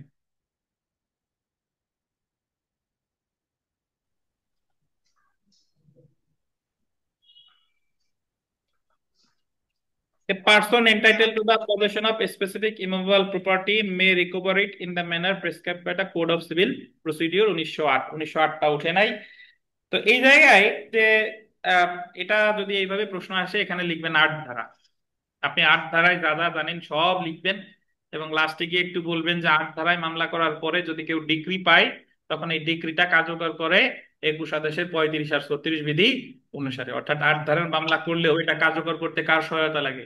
দেওয়ানি কার্যবিধির 21 আর 35 36 ধারার 35 ও 36 বিধির অধীনে। তাই আলোচনার পরিশেষে বলা যায় যে a person entitled to the possession of a specific immovable property may recover it in the manner prescribed by the Code of Civil Procedure। বুঝছেন? 35-36 কাজ 9 ধারা এখানে লেখা লাগবে না, বাট যদি মন না মানে তাইলে লিখে। স্যার 35 দেওয়া নিতে হ্যাঁ, কি বলেন, ক্লিয়ার করে বলেন। 21 21 আদেশ নেই 21 আদেশের 35-36 বিধি দেওয়া নেই, আর 8 আদেশ হলো সুনির্দিষ্ট অধিকার আইন। 8 ধারা। এটা 8 ধারা, দেওয়া নেই। ঠিক। 21 আদেশের তাহলে 8 ধারা। পরেরটা দেখেন, 21 আদেশ। রহিম কর্তৃক বেআইনিভাবে বেদখলের পর করিম রহিমের বিরুদ্ধে ফৌজদারি কার্যবিধি 145 ধারার মামলা করে দখল ফিরে পান। করিম রহিমের বিরুদ্ধে মানে রহিম সরকার কর্তৃক বেদখল হয়েছে, রহিম উক্ত জায়গার সত্ত্বের অধিকারী বলে দাবি করে আপনার কাছে আসে। আপনি একজন আইনজীবী হিসেবে রহিমকে উক্ত জায়গার দখল ফিরে পাওয়ার জন্য কি পরামর্শ দিবেন? এই জায়গায় সরকার যদি বেদখল করে তাহলে কি 9 ধারা মামলা করা যাবে? তাহলে এই জায়গায় কি মামলা করার পরামর্শ দেবো? 842। 842, আশা করি বুঝতেন। হুম। তারপরে সুনির্দিষ্ট প্রতিকার আহ সুনির্দিষ্ট কার্য সম্পাদন কি, এটা সংজ্ঞা দিবেন যে চুক্তিতে যে শর্ত থাকে কোন পক্ষ যদি সেই শর্ত ভঙ্গ করে তাকে দিয়ে সেই কাজ করানোর মাধ্যমে যে নির্দেশ দেয় তাকে বলে সুনির্দিষ্ট কার্য সম্পাদন। একটি চুক্তি কোন কোন ক্ষেত্রে বাস্তবায়ন যোগ্য? 12 ধারা। অবাস্তবায়ন যোগ্য 21 ধারা। কোন চুক্তি কাদের পক্ষে বাস্তবায়ন যোগ্য? 23 ধারা।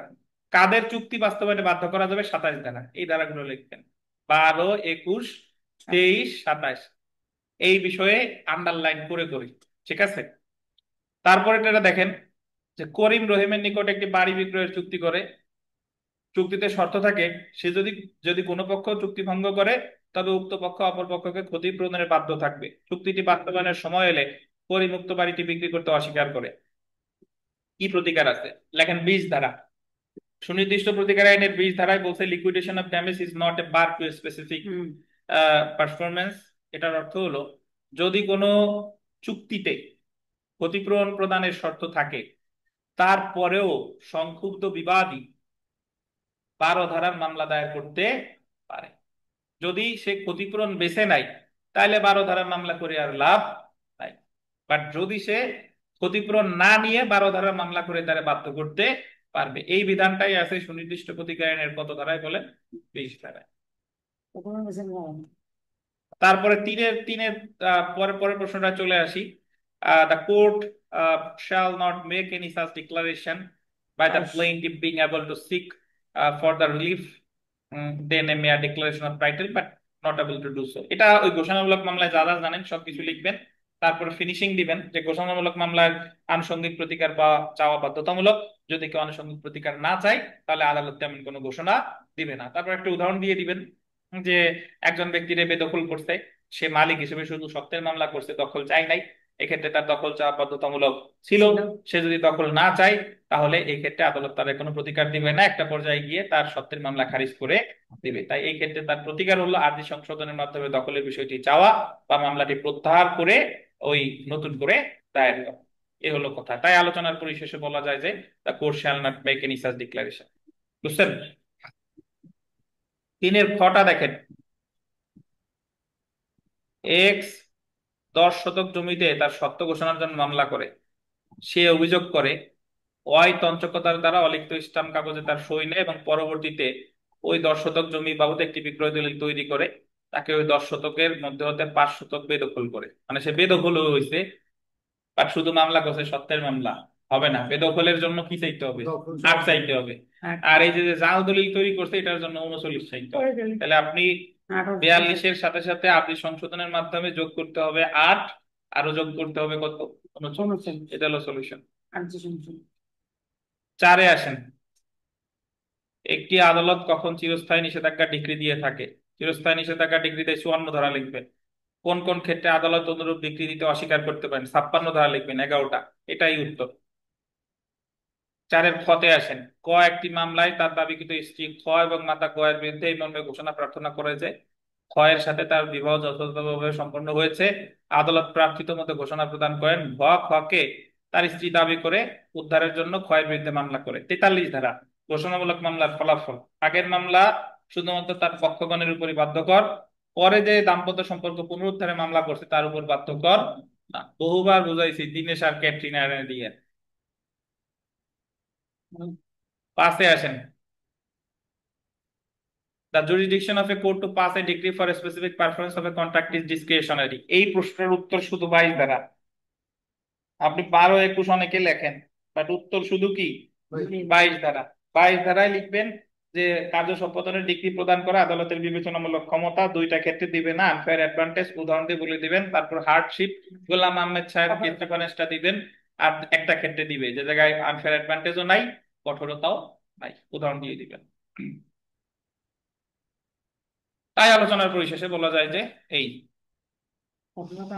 কে স্বাভাবিক স্নেহ ভালোবাসার বশবর্তী হয়ে তার ভ্রাতাগণের সন্তানদেরকে নির্দিষ্ট সম্পত্তির পত্তন ধরেন এক ধরনের দান, এবং পরবর্তীতে সম্পত্তি একজন আগন্তুকের নিকট বিক্রয় করার জন্য চুক্তিবদ্ধ হয়। দান করার পরে একজন আবার চুক্তিবদ্ধ হয়েছে বিক্রয়ের জন্য। কে এই চুক্তি সুনির্দিষ্ট কাজ সম্পাদন করতে পারবে কি? পারবে না। 24-এর গ আর 25, 24-এর গ আর 25, বুঝছেন? 24-এর গোয়া। 24-এর গ আর 25, এই গটা ব্র্যাকেটে যে কোনো একটা দিয়েও লিখতে পারবেন, সমস্যা নাই। তারপরে চলে আসেন 6-এর কতে, যে specific relief can not be granted for the mere purpose of enforcing a penal law. এটা ওই যে 7 ধারা। আপনি সুনির্দিষ্ট প্রতিকার কি, কয়টা প্রতিকার আছে, তারপরে বলে দিবেন যে এই সবগুলা তো দেওয়ানি প্রতিকার। 8-9-তেও দেওয়ানি, 12-তে দেওয়ানি, ওই 35-31 যা আছে সব দেওয়ানি, এই জায়গায় শাস্তির কোনো কথা নাই। তাই আলোচনার পরিশেষে বলা যায় যে specific relief can not be granted for the mere purpose of enforcing a penal law. 6-এর খ দেখেন, এক্স একটি বাড়ি জেড এর নিকট বিক্রয় করলো। বাড়িটির আঙিনা দিয়ে ওয়াই এবং তার বাড়ির সকলের যাতায়াতের অধিকার ছিল, যা এক্স জেনে শুনেই জেড এর নিকট থেকে গোপন করছে। তো জেড এর কোনো অধিকার আছে কিনা? অধিকার পাওয়ার চুক্তি রদের মামলা করবে। 35, কি মামলা বলেন? চুক্তি রদ এবং উক্ত ঘটনার একটা মুসাবিদা করুন। তাহলে এই জায়গায় চুক্তি রদের মামলার আর্জি লিখতে হবে, বুঝছেন? সবার আগে ওই যে আদালতের নাম, তারপরে দেওয়ানি মামলা নাম ডট ডট এত সাল, তারপরে বাদীর নাম, তারপরে বিবাদীর নাম, তারপরে বিষয় দিলেন দেওয়ানি কার্যবিধি এত ধারায় মামলা, তায়দাদ মূল্য, তারপরে বাদী পক্ষে বিরুদ্ধে দেবেন। এই যে সবশেষে গিয়ে দিলেন সত্য পাঠ। 2025-এর সংশোধনীতে কি আছে আপনার দরকার নাই, আপনি সংশোধনী ছাড়াই লিখেন, ঠিক আছে? স্যার এই 6-এর পথে সেগুলো 7 দ্বারা কি সুমিশ প্রতিকার? হ্যাঁ, টিকা লিখুন। সোলাটিয়াম তো 22 ধারায় যে দুইটা ক্ষেত্রে ডিগ্রি না দিয়ে যে সান্ত্বনাপ্রদ ক্ষতিপূরণ দেয় 22-এর ওটা লিখে দিবেন, একটা হলো আনফেয়ার অ্যাডভান্টেজ আর একটা হলো কি হার্ডশিপ। বুঝছেন? আর ফিডিং দ্য গ্রান্ট বা স্টোফেল, এই নীতিটি প্রতিফলিত হয়েছে আমাদের সুনির্দিষ্ট প্রতিক্রিয়া আইনের 18 ধারায়, যেখানে বলা আছে ত্রুটিপূর্ণ সত্য সম্পন্ন বিক্রেতার বিরুদ্ধে ক্রেতার অধিকার। একটা উদাহরণ দিয়ে আলোচনা করে দিবেন। এই ছিল আমাদের সুনির্দিষ্ট প্রতিক্রিয়া আইনের 100 মার্ক। অনলাইনে যারা আছেন কোনো প্রশ্ন আছে কিনা প্লিজ জানান।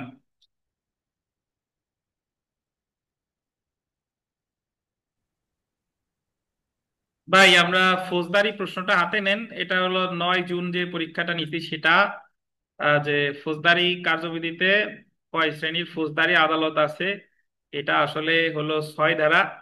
আর এরপরে নির্বাহী ম্যাজিস্ট্রেট আর বিচারিক ম্যাজিস্ট্রেটের ক্ষমতা ও কার্যাবলী। নির্বাহী বিচারিক ম্যাজিস্ট্রেট, আপনি নির্বাহী ম্যাজিস্ট্রেটের ক্ষমতা, নির্বাহী ম্যাজিস্ট্রেটের কার্যাবলী এগুলো আলাদা লেখার দরকার নাই, আপনি লিখবেন নির্বাহী ম্যাজিস্ট্রেটের ক্ষমতা ও কার্যাবলী নিম্নে আলোচনা করা হলো। এরপর যেখানে যেখানে যা আছে সব নির্বাহী ম্যাজিস্ট্রেটের ক্ষমতা ও কার্যাবলী, আর বিচারিক ম্যাজিস্ট্রেটের ক্ষমতা কার্যাবলীও একসাথে লিখে দিবেন।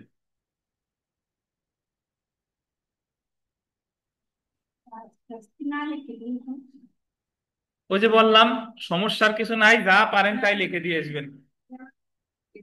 হ্যাঁ, জরুরি।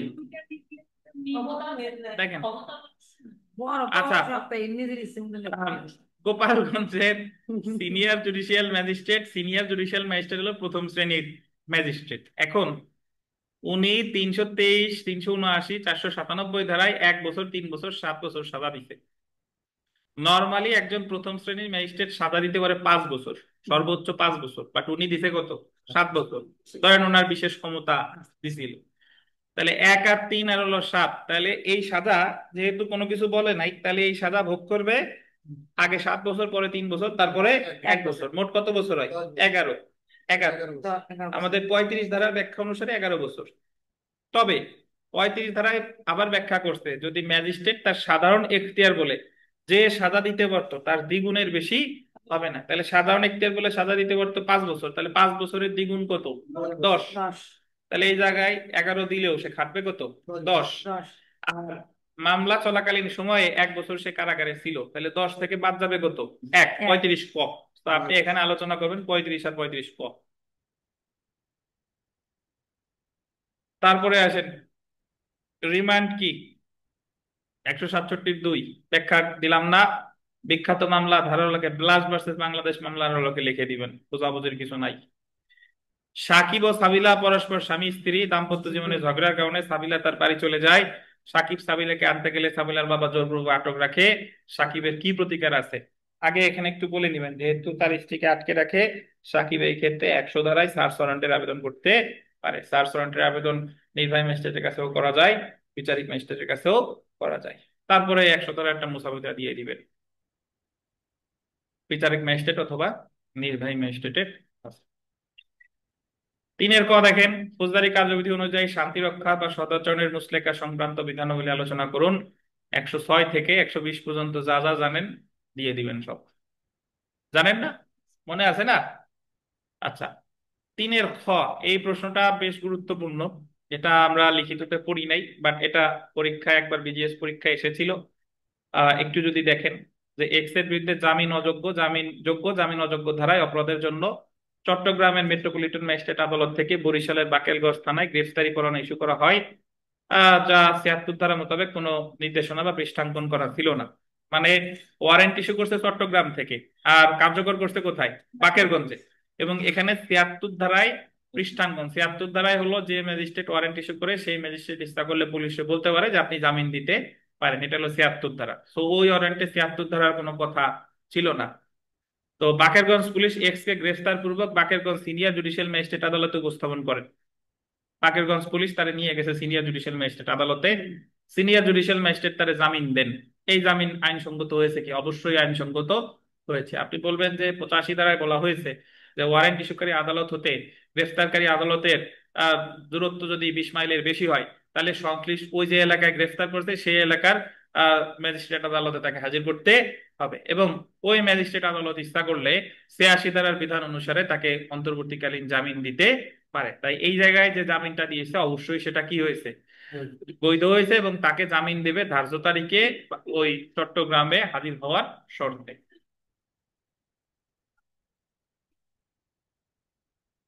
দ্বিতীয় তৃতীয়র কাছে হাজির করবে না। না, দেখেন। জি, হ্যাঁ হ্যাঁ হ্যাঁ, ওইগুলাই দেখেন, অত গভীরে যাবে না, এইটুক বুঝেন। আহ যে কোনো একটি প্রশ্নের উত্তর যে ফৌজদারি কার্যবিধির 145 ধারায় ম্যাজিস্ট্রেট কোনো সত্যের প্রশ্ন নয়, কেবল দখলের বিষয়ে দেখেন। তো এই জায়গায় আমি ওই বিস্তারিত ব্যাখ্যায় গেলাম না। 145 সম্পর্কে যা যা জানেন সবকিছু দিয়ে আলোচনার পরিশেষে বলা যায় যে কোনো সত্যের প্রশ্ন নয়, কেবল দখলের বিষয় দেখে থাকেন, এটা দিয়ে দিবেন। তারপরে এই জায়গায় পরের যে প্রবলেমেটিক প্রশ্ন, যে জমির উদ্দিন দখল সংক্রান্ত বিরোধের কারণে তার দখলীয় একখণ্ড সমূহ জমিতে তার শান্তিভঙ্গের আশঙ্কা করে ম্যাজিস্ট্রেট বরাবরে দরখাস্ত উপস্থাপন করলো, মানে 145 ধারা মামলা করছে। উভয় পক্ষ সাক্ষ্য গ্রহণ করে ম্যাজিস্ট্রেট দেখেন যে জমির মালিকানা নিয়ে প্রকৃত বিরোধ বিদ্যমান এবং দখলদার জমির উদ্দিন ম্যাজিস্ট্রেটের নিকট দরখাস্ত পেশের 1 মাস পূর্বে তার বেদখল করছে। 1 মাস পূর্বে তার বেদখল করছে। তো এই জায়গায় ম্যাজিস্ট্রেট 145-4 অনুসারে জমির উদ্দিনকে দখলকারী হিসেবে ঘোষণা করবেন, যেহেতু মামলা দায়েরের 1 মাস পূর্বে তার বেদখল করছে। 145-4। আর 145-6 জমির উদ্দিনে তার দখল পুনর্বহাল দখল ফিরাই দিবে এবং বলবে যে যতকাল পর্যন্ত জমির উদ্দিনকে আইনগত পন্থায় উচ্ছেদ করা না হচ্ছে ততকাল পর্যন্ত জমির উদ্দিন দখলে থাকবে। তাহলে এই জায়গায় আপনি উপধারা লিখবেন দুইটা, 145-4 আর 145-6। যার উপধারা মনে না থাকে 145 দিয়ে চালাই দিবেন। বলেন। 2 মাস পূর্বে দিলেও সমস্যা নাই, 2 মাসের বেশি হইলে সমস্যা। জি, 3 মাস হইলে আর এই জমির উদ্দিন পাইতো না। জি, পরের প্রশ্নে চলে আসি। এজাহারের ভিত্তিতে ও নালিশের দরখাস্তের ভিত্তিতে শুরু হওয়া ফৌজদারি মামলার মধ্যে পদ্ধতিগত পার্থক্য নিরূপণ করুন। এটা অনেক রূপে আসতে পারে। একটা হলো নালিশি মামলা, আর আহ, এজাহার, জিআর মামলা, সিআর মামলা, দুইটার ভিতরে পার্থক্য পার্থক্য বেশ ভালোভাবে আছে, করে নিয়েন। একটি হত্যা মামলায় এক্স এফআইআর নামীয় আসামি না হওয়া সত্ত্বেও তদন্ত পর্যায়ে এক্স কে গ্রেফতারের জন্য চেষ্টা করে। এক্স জামিনের জন্য কোন আদালতে আবেদন করতে পারে? এই জামিনের দরখাস্তের সমর্থনে যুক্তি প্রদর্শন করুন। অনেকে এই জায়গায় মুস্তাবিদা করছিল 498-তে। মুস্তাবিদার দরকার নাই, জাস্ট আলোচনা করবেন যে আগাম জামিন চাইতে পারে 498 ধারায় কোন কোন ক্ষেত্রে আগাম জামিন চাওয়া হয় সেটা আলোচনা করে দিবেন না। 97। হম, তারপরে দেখেন, victory page. an investigating officer has broad powers while performing their duties, মানে তদন্তকারী কর্মকর্তার অসীম পাওয়ার আছে, এটা আলোচনা করবেন। 160 থেকে 154 থেকে 173, 154 থেকে 173, বুঝছেন? কালকেও আলোচনা করছিলাম 154 থেকে 173, মাঝে 57, 58, 59 দেওয়া লাগবে না। তারপরে আলোচনার পরিশেষে বলা যায় যে এই খ নাম্বার দেখেন, খ, ক, খ, গ, ঘ, উ পূর্ব পরিকল্পনা অনুসারে ভানুর বাড়িতে ডাকাতি করে ভানুকে খুন করে উক্ত ঘটনার আলোকে একটি নালিশি দরখাস্ত, এই নালিশি দরখাস্ত মানে সিআর মামলা করবেন শুধু 396 ধারায়, 34 আনা লাগবে না, 34 আনা লাগবে না। 7 নম্বরে বলছে অপরাধ বা দোষ স্বীকার কি, 164, 364 আলোচনা করবেন এবং দোষ স্বীকারের ভিত্তিতে সাজা দেওয়া যাবে কিনা, এটা ওই সাক্ষ্য আইনের যে উত্তর এই জায়গারও সেই উত্তর।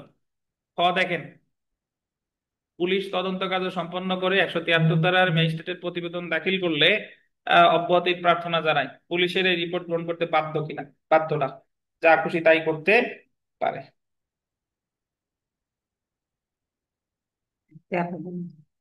উনি আমলে নিতে পারে, বিশ্বাস করতে পারে, উনি অধিকতর অনুসন্ধান নির্দেশ দিতে পারে, অধিকতর তদন্তের নির্দেশ দিতে পারে, এগুলাই লিখবেন। আমরা ঘ অংশে চলে আসি। অপরাধ বিচারার্থে গ্রহণ বলতে কি বুঝেন? টেকিং কগনিজেন্স, এটা হলো আমলে নেওয়া। আমলে নেওয়ার পদ্ধতিগুলো কি কি?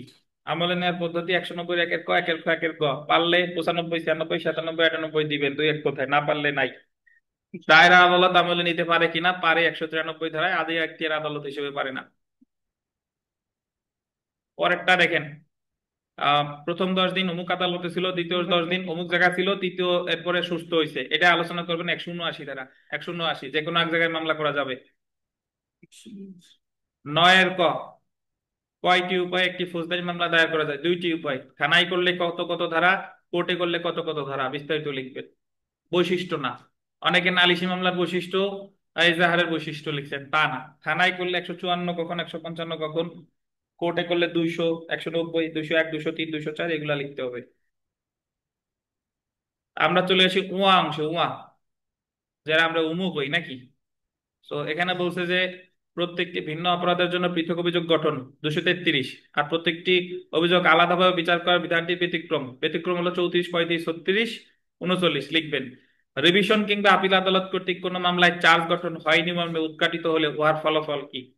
উহার ফলাফল হলো চার্জ গঠন যদি গঠন হয়নি তাহলে এটা 237 লিখবেন। 237 অনেক ক্ষেত্রে যে অপরাধের চার্জ গঠন করছে কিন্তু দেখা গেল যে ও সাক্ষ্য গ্রহণ শেষে মনে হয়েছে যে আর একটা করছে, তারে সেই ধারায় সাজা দিতে পারে। চার্জ গঠন করে সাজা না দিলেও সেটা কি হবে?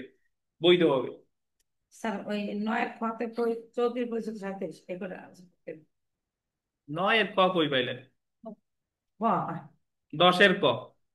9 কথা বলছি, 34 পরিচিত 37। 34, 35, 36 কে? এটা কি বলছেন আপনি বুঝিনি? নালিশি মামলা। আর 9 এর কথা আমরা বুঝাই নাই, সরি, বলবেন তো। একটি নালিশি মামলা চলমান থাকা অবস্থায় নালিশি মামলার বিচারক অবগত হন যে একই বিষয় নিয়ে পুলিশ তদন্ত আছে। 205D। 205D নালিশি মামলার বিচার স্থগিত করবে আর পুলিশ রিপোর্ট তলব করবে। পুলিশ রিপোর্টের আসামির সাথে নালিশি মামলার আসামিদের মিল থাকে একসাথে বিচার করবে দুই মামলা, নাইলে আলাদা আলাদা। আর পয়েন্ট বলতে 10 এর ক ব্যাখ্যা করছি, 10 এর খটা দেখেন। এত তারিখে খোদা বক্স এক ব্যক্তিকে হত্যা করেছে আর প্রকৃত নিহত ব্যক্তির নাম আয়দার বক্স, হত্যার তারিখ এত, একটি হত্যার জন্য অভিযুক্ত 225। এই দণ্ডিত করা যুক্তিযুক্ত, এই ভুল গুরুতর বলে বিবেচিত হবে না। 225। 11 ক দেখেন, ম্যাজিস্ট্রেট দায়রা আদালতের বিচার পদ্ধতি বেশ 241 ক থেকে 250 আর 265 ক থেকে 265 ঠ সব আলোচনা করতে হবে। হ্যাঁ দিতে পারেন, জি। মামলা খারিজ কি, এর বিরুদ্ধে প্রতিকার কি? মামলা খারিজ হলো 203 আর 204 এর 3। 203-এ খারিজ হয় জবানবন্দি নেওয়ার পরে বা তদন্ত প্রতিবেদন পাওয়ার পরে, আর 204 এর 3-এ খারিজ হয় প্রসেস ফি যদি না দেন। আর খারিজের বিরুদ্ধে প্রতিকার নতুন মামলা করা অথবা রিভিশন দায়ের করা। রিভিশন অনেকে 236 ধারায় লেখেন, রিভিশন 236 ধারা হয় না, রিভিশন হয় 239 কতে। 239 কতে রিভিশন করলে অধিকতর অনুসন্ধানের নির্দেশ দিতে পারে 436 ধারায়। 239 ক বলছি, ভুল বলছি, 439 ক ধারায় দায়রা জজের কাছে রিভিশন আর অনুসন্ধানের নির্দেশ দিবে 436 ধারায়। 6 নম্বর অংশ নেমো ডিবেট বিস বেক্সারি, 403 ধারা বিস্তারিত আলোচনা করছি। আর রিভিশন কি? রিভিশন হলো 439 ক, 439 সাথে 435, 36 সব ব্যাখ্যা দিয়ে আলোচনা করে দিবেন। এ হলো ফৌজদারি কার্যবিধি। আমরা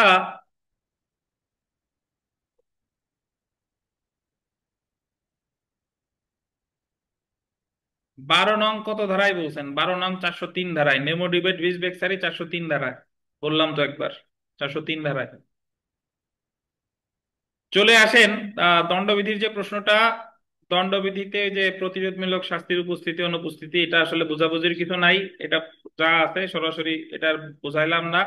2 এর কতে চলে আসেন যে অপরাধ সংগঠনের জন্য অভিপ্রায় এবং কার্য একসাথে থাকতে হবে, অর্থাৎ মেন শ্রেয়া এবং একটা শ্রেয়াস দুইটাই থাকা লাগবে, যে কোনো একটা থাকলে হবে না। 2-4 কথা লিখে তারপরে প্রাসঙ্গিক বিধানের আলোকে ফৌজদারি দায় হতে অব্যাহতি দেওয়া হয়েছে এই কার্য সময়ের উল্লেখপূর্বক ব্যাখ্যা করুন। তখন জেনারেল এক্সেপশনের ধারা লিখবেন। কয়টা লিখবেন আপনার সুবিধাজনক ভাবে, যদি সময়ের বেশি লিখতে যাবেন না, ওই সময়ের মধ্যে যতগুলো লিখে পারেন। তাই আলোচনার পরিশেষে বলা যায় যে অপরাধ সংগঠনের জন্য অভিপ্রায় কার্য একসাথে থাকতে হবে। বুঝছেন? 2-এর খতে চলে আসেন। সুমন একজন সাধারণ কৃষক। হঠাৎ একদিন কিছু দুষ্কৃতকারী তার বাড়িতে ঢুকে তার স্ত্রী ও সন্তানকে জিম্মি করে। তারা সুমনকে হুমকি দেয়, যদি তুমি আমাদের কথা মতো পাশের দোকান থেকে অস্ত্র নিয়ে না আসো তাহলে তোমার স্ত্রী এবং সন্তানকে খুন করব। প্রাণ ভয়ে সুমন তাদের নির্দেশ অনুযায়ী অস্ত্র এনে দেয়। পরে পুলিশ অস্ত্রসহ সুমনকে আটক করে এবং মামলা রুজু হয়। সুমনের বিরুদ্ধে দণ্ডবিধি অনুযায়ী ফৌজদারি দায় প্রযোজ্য হবে। 94 ধারা সুমন কি দায় মুক্ত দাবি করতে পারে। নর্মালি আমরা ওই সুমন রে ভয় দেখাইলেও যেভাবে সে 94 ধারার সুবিধা পেত, তার স্ত্রী পুত্রদের ভয় দেখাইছে তাৎক্ষণিক মৃত্যুর ভয়, এক্ষেত্রেও সুমন যে কাজ করছে সে 94 ধারা অব্যাহতি পাওয়ার হকদার। সে যদি খুন করত বা সে যদি রাষ্ট্রবিরোধী অপরাধ করতো যার সাজা মৃত্যুদণ্ড, তাহলে সে 94 ধারার সুবিধা পেত না। জি। তারপরে আমরা চলে আসি 3 ক, যে অভিন্ন অভিপ্রায় এবং অংশগ্রহণ উপস্থিতি ছাড়া 34 ধারা প্রযুক্ত হতে পারে না। 3449, এটার বিস্তারিত ব্যাখ্যায় না গেলাম, ভালোভাবে লেখা আছে, পড়ি নিয়ে।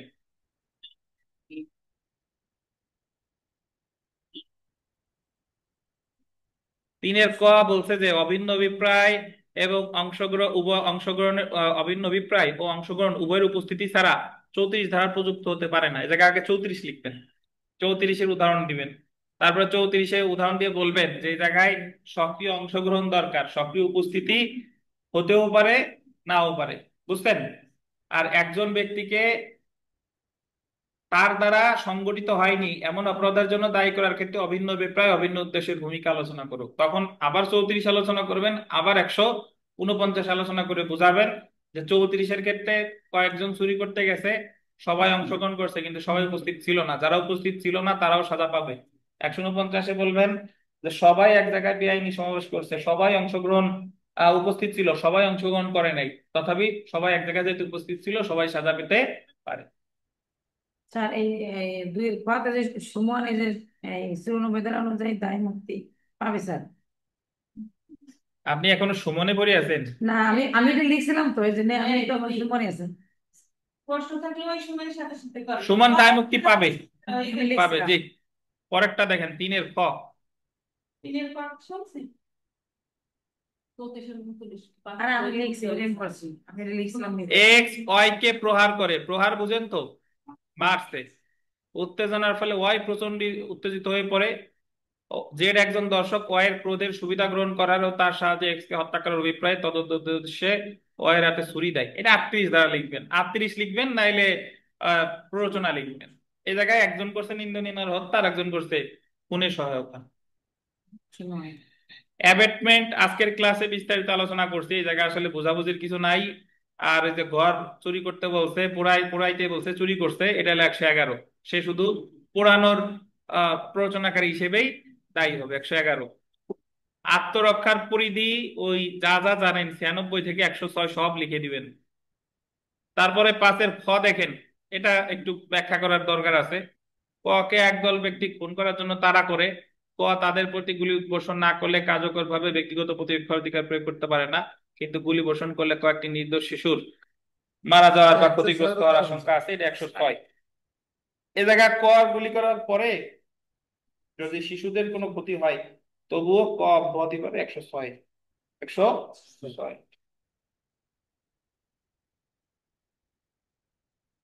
সকল খুনি নিন্দনীয় নরহত্যা, কিন্তু সকল নিন্দনীয় নরহত্যায় খুন নয়। 300 ধারায় প্রথম অংশ এবং ব্যতিক্রম 5টা ব্যাখ্যা দেওয়ার পরে আলোচনার পরিশেষে বলা যাইবে এই, বুঝছেন? পরেরটা পড়ি। এই যে এগুলি ক্ষেত্রে 300 দ্বারা কি করলেই হবে? 300 ধারার প্রথম অংশ 4টা, ব্যতিক্রম 5টা। এক রাতে একটি সশস্ত্র দল শহরের উপকণ্ঠে একটি ধনী ব্যবসায়ীর বাসায় ডাকাতি করতে যায়। ডাকাত দলের সদস্য সংখ্যা ছিল 6 জন। তারা ঘরের সবাইকে বেঁধে রাখে, টাকা পয়সা মূল্যবান সামগ্রী লুট করে। লুটের সময় বাড়ির মালিক প্রতিরোধের চেষ্টা করলে দলের একজন সদস্য তাকে ছুরি দিয়ে আঘাত করে হত্যা করে। পরবর্তীতে পুলিশ এসে তদন্ত করে 5 জনকে গ্রেফতার করে। 6 নম্বর সদস্য পলাতক। গ্রেফতারকৃত 5 জনের একজন দাবি করে সে কেবল দরজার বাইরে পাহারায় ছিল, হত্যাকাণ্ডে অংশ নেয়নি। ডাকাতি হত্যাকাণ্ড সম্পর্কিত এখানে সবাই সমানভাবে দায়ী হবে, 396 শেষ। 7-এর ক ওই 161 থেকে 170 পর্যন্ত ব্যাখ্যা দিবেন ঘুষ সংক্রান্ত, এটার ব্যাখ্যা দিলাম না। তালাবদ্ধ করে রাখে, তালাবদ্ধ করে রাখছে, আটকায় রাখছে, রংফুল কনফাইনমেন্ট। 400 কত, মানে সরি 342, 342 সংজ্ঞা দিছে 340, শাস্তি 342। তারপরে পরের প্রশ্ন যদি চলে আসেন, এই জায়গা বোঝার আসলে কিছু নাই, চুরি টুরি বিস্তারিত আজকে বুঝাইছি। 8-এর খটা দেখেন, রাস্তায় দামি মোবাইল সেট পাইছে, পরে আর ফেরত দেয় নাই, 403 ধারার অপরাধ করছে, 403 ধারা। 9-এর ক চলে আসেন, যে প্রতারণা অবিশ্বাসভঙ্গ বিশ্লেষণ করুন, করবেন। পরেরটা আজকে বুঝাইছি, কোনো লাভ না হলেও ABCDE ইসলামী ব্যাংক লিমিটেডের পরিচালকগণ জমার টাকা হতে ডিভাইডেন্ড প্রদান করে জমাদানকারীদের বেআইনিভাবে প্রতিশোধন করে। তারা 418 ধারার অপরাধ করছে, সাজা 3 বছর। কত ধারা বলেন? 418। আমাদের লেকচার শিটে আসতে ভালোভাবে পার্থক্যগুলো আসলে বোঝাবুঝির কিছু নাই, আজকের দণ্ডবিধিতে বিস্তারিত ভাবে বলছি। তবে যে কোনো বিষয়ের পার্থক্য কয়টার কম লিখবেন না বলেন? পাঁচটা। 5টার কম লিখবেন না। 5টা হচ্ছে স্ট্যান্ডার্ড, আমার কাছে স্ট্যান্ডার্ড আর কি, অন্যদের কাছে কি জানি না। আচ্ছা, আর অনেকে অনলাইনে অনেকের খাতায় আপনাদের বেশ কিছু দেখছি, কিছু বাকি আছে দিয়ে দিব। বেশ অনেকের খাতায় দেখবেন অনলাইনে 75, 76, 80ও দিছে। ওই খাতা আমরা যদি দেখতে বসি ওদের চেয়ে আপনার খাতা অনেক ভালো, হলো দেখানোর দরকার হাতের লেখা একটু ভালো, দেখাই দিছে যে এত পাইছে, বাট অ্যাকচুয়ালি ওইটুক লিখে বার কাউন্সিলে পাশ করা কঠিন। আচ্ছা আসেন, এই দুইটা প্রশ্ন একটু বোঝার আছে, 12 আর 13। প্রথমে দেখেন, একজন ব্যক্তি তার স্ত্রীর সঙ্গে দীর্ঘদিন, টিভি থেকে প্রশ্নে তাকান, কি হইছে? 170 আমি 80 টাকা দেখছি। একজন ব্যক্তি তার স্ত্রীর সঙ্গে দীর্ঘদিন পারিবারিক কলহের পর রাগের বশে তার ঘাড়ে ছুরি চালিয়ে মৃত্যু ঘটায়। রাগের বশে গোল দেন। পরে পুলিশ আত্মসমর্পণ করে জানায় যে, আন্ডারলাইন করে, সে ইচ্ছাকৃতভাবে হত্যা করেছে। রাগের বশে দীর্ঘদিন যাবত তার স্ত্রীর সাথে কলহ, রাগের বশে ছুরি চালাইছে, পুলিশের কাছে এবার বলছে কি করছে? ইচ্ছাকৃতভাবে। ইচ্ছে খেতে হবে। দণ্ডবিধি 1860-এর 302 এর আলোকে ঘটনার আইনগত বিশ্লেষণ করুন। অভিযুক্তের বিরুদ্ধে কোন কোন উপাদান খুন প্রমাণে সহায়ক হবে? মানে আগে লিখবেন যে কোন কোন বিষয় প্রমাণ করলে এটা খুন হবে, এক অংশ। আবার আদালতে তার কোন যুক্তি গ্রহণযোগ্য হতে পারে, ডিফেন্সের। এই জায়গায় দুইটা জিনিস আলোচনা করতে হবে। প্রথমে আলোচনা করবেন কোন কোন গুলো প্রমাণ করলে এটা খুন হইতে পারে, আর তার প্রেক্ষিতে আলোচনা করব কোন কোন গুলো প্রমাণ করলে এটা খুন হবে না, খুন হবে না। তাহলে আপনার এই জায়গায় 300 ধারার প্রথম অংশ আলোচনা করবেন। প্রথম, এই যে কোন কোন খুন হলো 300 ধারার প্রথম অংশ, হ্যাঁ। আর আপনার খুন হবে না দ্বিতীয় 300 অংশ ধারার দ্বিতীয় অংশ। তাহলে আমি কি কি দেখাইতে পারি দেখেন। এই জায়গায় আহ খুনের কেন খুন হয়েছে এটা আগে বলি। সে পুলিশের কাছে সে বলছে ইচ্ছাকৃতভাবে হত্যা করেছে, তার মানে তার পূর্ব পরিকল্পনা ছিল, 300 ধারার প্রথম অনুচ্ছেদ অভিপ্রায়। আচ্ছা, তারপরে ঘাড়ে ছুরি চালিয়ে মৃত্যু ঘটায়, আঘাতের আঘাতের প্রকৃতি বা এমন জ্ঞান সহ করছে যে জানে যে ঘাড়ে ছুরি চালালে মৃত্যু ঘটতে পারে, তাই এই জায়গায় সে কি করেছে? খুন করেছে বলে গণ্য হবে। তাহলে এই 3টা অনুচ্ছেদ ব্যাখ্যা দিবেন। এখন আসামি পক্ষে যুক্তি কি হইতে পারে? এর আসামি পক্ষের যুক্তি হলো যে সে রাগের বশবর্তী হয়ে করছে, রাগের গ্রেভ এন্ড সাডেন প্রভোকেশন, প্রথম ব্যতিক্রম, প্রথম বেলা মনে আছে? সো তাই এই জায়গায় নিন্দনীয় হত্যা হবে, খুন হবে না। তা- দুটোই দুইটাই যুক্তি দিতে হবে, জি, ওই যে দুইটা কথা বলছে। তারপরে যেটা, সেটা হলো কি লিলিন, ও না তো, পানি দাও। তারপরে যেটা সেটা হলো যে বলবেন যে পুলিশের কাছে যে স্বীকারোক্তি দিছে, এই স্বীকারোক্তির কোনো বললো আইনগত ভিত্তি নাই, সাক্ষ্য আইনের ওটি দিয়ে দিবেন যে পুলিশের কাছে স্বীকারোক্তির কোনো আইনগত ভিত্তি নাই। আর যেহেতু সে আকস্মিক কলহে কাজটা করছে, তাই এটা কি হবে না, খুন হবে না, নিন্দনীয় হত্যা হবে। এই দুইটা বিষয় ব্যাখ্যা দিতে হবে। 13 নম্বর প্রশ্নে চলে আসি, যে রফিক একজন নিরাপত্তা কর্মী, ব্যাংকের দায়িত্ব পালনের সময় সে মুখ ঢাকা একজন ব্যক্তিকে দেয়াল টপকে ভেতরে ঢুকতে দেখে। থামার নির্দেশ উপেক্ষা করে লোকটি দৌড়াতে থাকলে রফিক গুলি করে। পরে জানা যায় লোকটি ভারসাম্যহীন ও দিকভ্রান্ত। রফিকের বিরুদ্ধে হত্যা মামলা হলে সে কি দণ্ডবিধির ব্যতিক্রমের আশ্রয় পাবে? পাবে কিনা লিলিন, পাবে? আচ্ছা দেখেন, সে যে নিরাপত্তা কর্মী, এখানে একটা বিষয় দেখেন, সে যে নিরাপত্তা কর্মী ভাই, তো এখানে ওই লোকটা পাগল হোক আর যাও হোক, সে যখন ডাকছে, ডাক তো শুনে নাই। তো রফিক এই জায়গায় প্রথমত নিরাপত্তা কর্মী হিসেবে নিরাপত্তা প্রদান করা আইন দ্বারা সে বাধ্য, 76 ধারা। অথবা আইন দ্বারা বাধ্য না হলেও ওই যে যেহেতু সে দৌড়ায় গেছে, এই সম্পত্তি রক্ষার দায়িত্ব তার নৈতিক দায়িত্ব, তাই 76-এর সাথে আলোচনা করা যায় কত, 79। আইন দ্বারা বাধ্য অথবা আইন দ্বারা সমর্থিত, দুইটাই বলা যায়। এবং সবশেষে ওই সম্পত্তি রক্ষার ক্ষেত্রে মৃত্যু ঘটানো যায় কত ধারায়? 103। 103। সে যেহেতু একটা নিরাপত্তা কর্মী হিসেবে কাজ করে, তাহলে ওই তার হেফাজত, ওই সম্পত্তির হেফাজত করা তার নৈতিক দায়িত্ব।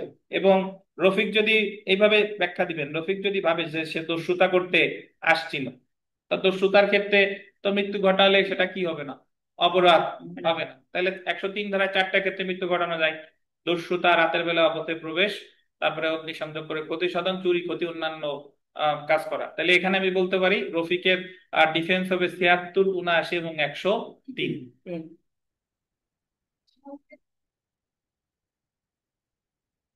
দণ্ডবিধি নিয়ে কোনো প্রশ্ন থাকলে করেন।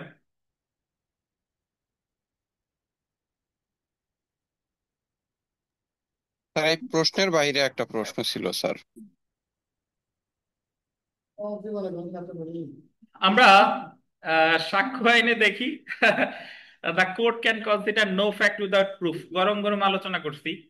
এই জায়গায় 59, 60, তারপরে 61 থেকে 65 ফরেনসিক সাক্ষ্য আলোচনা করে আলোচনার পরিশেষে বলা যায় যে এই সবগুলাই লিখতে হবে।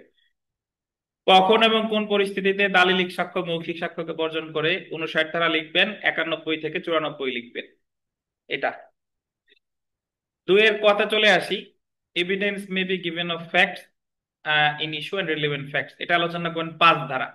5 ধারা, ঠিক আছে, যে প্রাসঙ্গিক বিচার্য বিষয় কখন দেওয়া যায় আর প্রাসঙ্গিক বিষয় কখন দেওয়া যায়। আচ্ছা, দুইয়ের খতে চলে আসি। যে না নামের একজনের নামটা ছিল রিনা, ওই টাইপিং মিস্টেকের কারণে রি টুক কেটে গেছে। রিনা নামের একজন নারী অভিযোগ করেন যে তার স্বামী কামাল তাকে পরিকল্পিতভাবে বিষ খাইয়ে হত্যা চেষ্টা করেছে।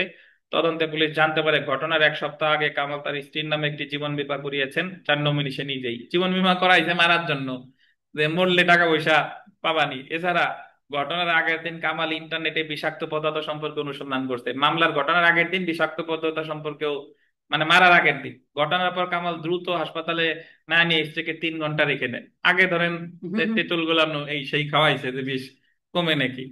তার মোবাইল বন্ধ রাখেন। কামালের বীমা করা বিষ সম্পর্কে অনুসন্ধান হাসপাতালে না নেওয়ার ঘটনা, এটা সাক্ষ্য আইনের কত ধারা অনুসারে? 8 ধারা। আপনার ওই যে আহ অভিপ্রায়, প্রস্তুতি, পূর্ববর্তী আর পরবর্তী কার্য, 8 ধারা আলোচনা করবে।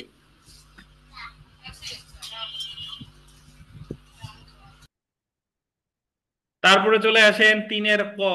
3-এর কতে আছে an accomplice is unworthy of credit unless is corroborated in material particulars। এটা আসলে আপনার ওই যে 114, 133 এবং 30-এর আলোকে আলোচনা করে নেবেন। আজকে আলোচনা করছি, তো বিস্তারিত আর না পড়ি। একজন সাক্ষীর লিখিত বা লিখিত হয়েছে এরূপ বিবৃতি সম্পর্কে কখন জেরা করা যায়, 145 আলোচনা করবেন। এবং জেরায় প্রাপ্ত সাক্ষ্য কি উদ্দেশ্যে ব্যবহৃত হতে পারে, এই যে পরস্পর বিরোধিতা প্রমাণের জন্য। আচ্ছা, এরপর ফিডিং দ্য গ্রান্ট বাই এস্টোফেল, এটা প্রথমে আপনি এস্টোফেলের সংজ্ঞা দিবেন, তারপর এস্টোফেল কোন কোন ক্ষেত্রে প্রয়োগ করা যায় সেটা লিখবেন। তারপর ফিডিং দ্য গ্রান্ট বাই এস্টোফেল এটার যদি ব্যাখ্যা দেন, যে একটা উদাহরণ দিয়ে দিয়ে দিবেন যে একজন ব্যক্তি একজনের কাছে একটা সম্পত্তি বিক্রি করছে, তখন সে মালিক ছিল না। পরবর্তীতে সে যখন মালিক হয়েছে, সে যদি অস্বীকার করে যে আগে আমি মালিক ছিলাম না, আগের হস্তান্তর শুদ্ধ হয় নাই, তখন আদালত বলবে যে আগের হস্তান্তর শুদ্ধ হয় নাই, বাট এখন যে তুমি মালিক হইছো, এখন পূর্ববর্তী হস্তান্তর সকার্যজনিত বাধা নীতি দ্বারা সিদ্ধ হয়ে গেল। এটা হলো ফিডিং দ্য গ্রান্ট বাই স্টোফেল। আর এখানে ওয়েবার নীতি তো আজকে ব্যাখ্যা করছি, সো বিস্তারিত আর এখন না বলি। অনুমানও আজকে ব্যাখ্যা করছি, বিস্তারিত আর না বলি। 5-এর খ যদি দেখেন, আব্দুল করিম একটি জমির মালিকানা দাবি করে একটি দলিল উপস্থাপন করেন, যার তারিখ এত সাল। দলিলটিতে তার দাদার নাম আছে, তিনি জমি কিনেছিলেন। দলিলটি আব্দুল করিমের পারিবারিক ট্রাঙ্ক থেকে পাওয়া যায়। এতদিন তা কোনো সরকারি অফিসে নিবন্ধিত ছিল না। বিপক্ষ দলিলটি সত্যতা চ্যালেঞ্জ করে, কারণ এতে কোনো প্রকৃত সাক্ষ্য নেই। বর্তমানে সাক্ষীরা কেউই দলিলটি সই করতে দেখেনি। 90 ধারা অনুসারে 45 বছর পুরাতন ব্যক্তিকে গ্রহণ করতে পারে কি? অবশ্যই পারে। এ জায়গায় নিবন্ধনের দরকার নাই, এ জায়গায় সঠিক হেফাজত থেকে এসেছে। অনেকে আপনারা এই জায়গায় লিখছেন যে সে দখলে ছিল কিনা, তো বলা নাই। বেদখল থাকলে তো বলাই থাকতো, যেহেতু বেদখলের কথা বলা নাই, তার মানে সে দখলে ছিল। নিবন্ধনের দরকার নাই। 90-তে নিবন্ধন হইলে তো আর মেয়ে প্রিজুম না, নিবন্ধন হইলে শেয়াল প্রিজুম হয়ে যাইতো 79-তে। বুঝছেন? নিবন্ধন হইলে শেয়াল প্রিজুম, আর নিবন্ধন না হইলে মেয়ে প্রিজুম।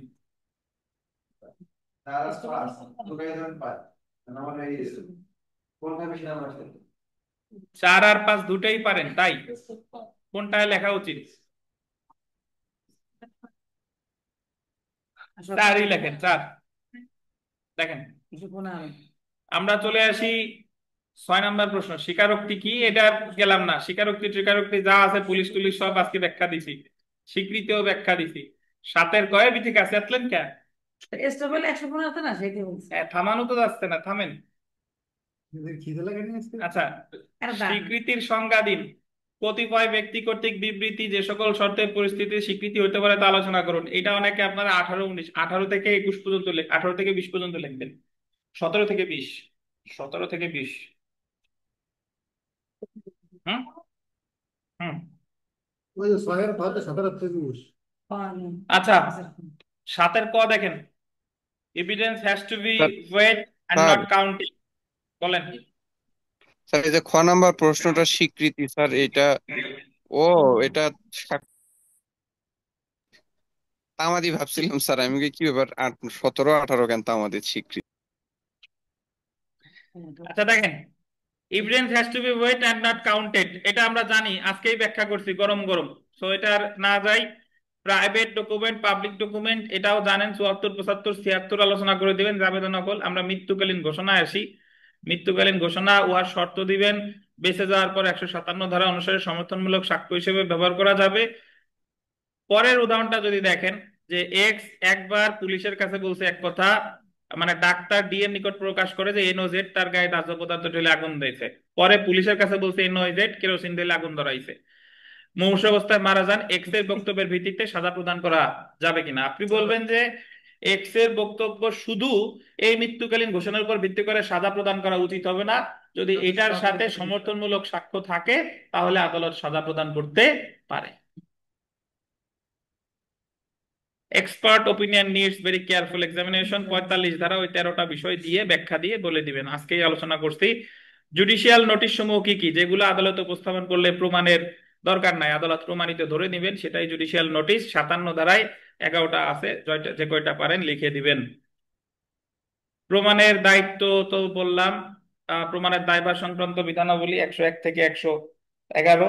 আর শিশুকে যৌন হয়রানির অভিযোগে মামলা হয়েছে, এর আগে তার বিরুদ্ধে সাজা প্রাপ্ত হয়েছিল, তাহলে এই দণ্ড প্রাসঙ্গিক কত ধারায়? 54 ধারায়। তারপরে দেখেন যে মৃত কিংবা নিখোঁজ ব্যক্তির বিবৃতি কোন পরিস্থিতিতে কিভাবে প্রাসঙ্গিক, 32-33 লিখবেন। কেবল বিরুদ্ধ পক্ষ নয়, এমন আহ্বানকারী পক্ষ সাক্ষীর বিশ্বাসযোগ্যতা অভিশংসন করতে পারে, এটা 154। 154। চলে আসেন সংগঠিত ব্যাপার নীতি 6 ধারা, উদাহরণ দিবেন। সর্বোত্তম সাক্ষ্য 60 ও 64। এস্টোফেলো এবারের পার্থক্য জানেন, স্বীকৃতি স্বীকারোক্তির পার্থক্য জানেন। এই ছিল আমাদের সাক্ষ্য আইনের স্যার এটা প্রশ্ন। হয়ে গেছে কোনটা বলেন? স্যার, এইটাই ছয় পয় হইছে স্যার। ছয়ের ঘরতে 17:30। 6-এর ক দিছি 17 থেকে 20। তা উল্টো পাল্টা লিখছে আমি স্যার। অফিসে থাকতে চাই সে জায়গায় কলেজে। ভাই এখানে যদি দেখেন, আমরা বাংলাদেশ বার কাউন্সিল এবং তামাদি, এই জায়গায় রাইট অফ প্রি অডিয়েন্স, এটা হচ্ছে অ্যাটর্নি জেনারেল আছে 26 অনুচ্ছেদ, সবার আগে বক্তব্য পেশের অধিকার। আইনজীবী হওয়ার যোগ্যতা অযোগ্যতা এটা আছে 27 এবং সেই সাথে পারলে 21 দিয়ে দিবেন। অ্যাডভোকেট নাই হওয়ার পরও নিজেরে যদি আইনজীবী হিসেবে পরিচয় দেয়, শাস্তির ব্যবস্থা 41 অনুচ্ছেদ অনুসারে 6 মাস।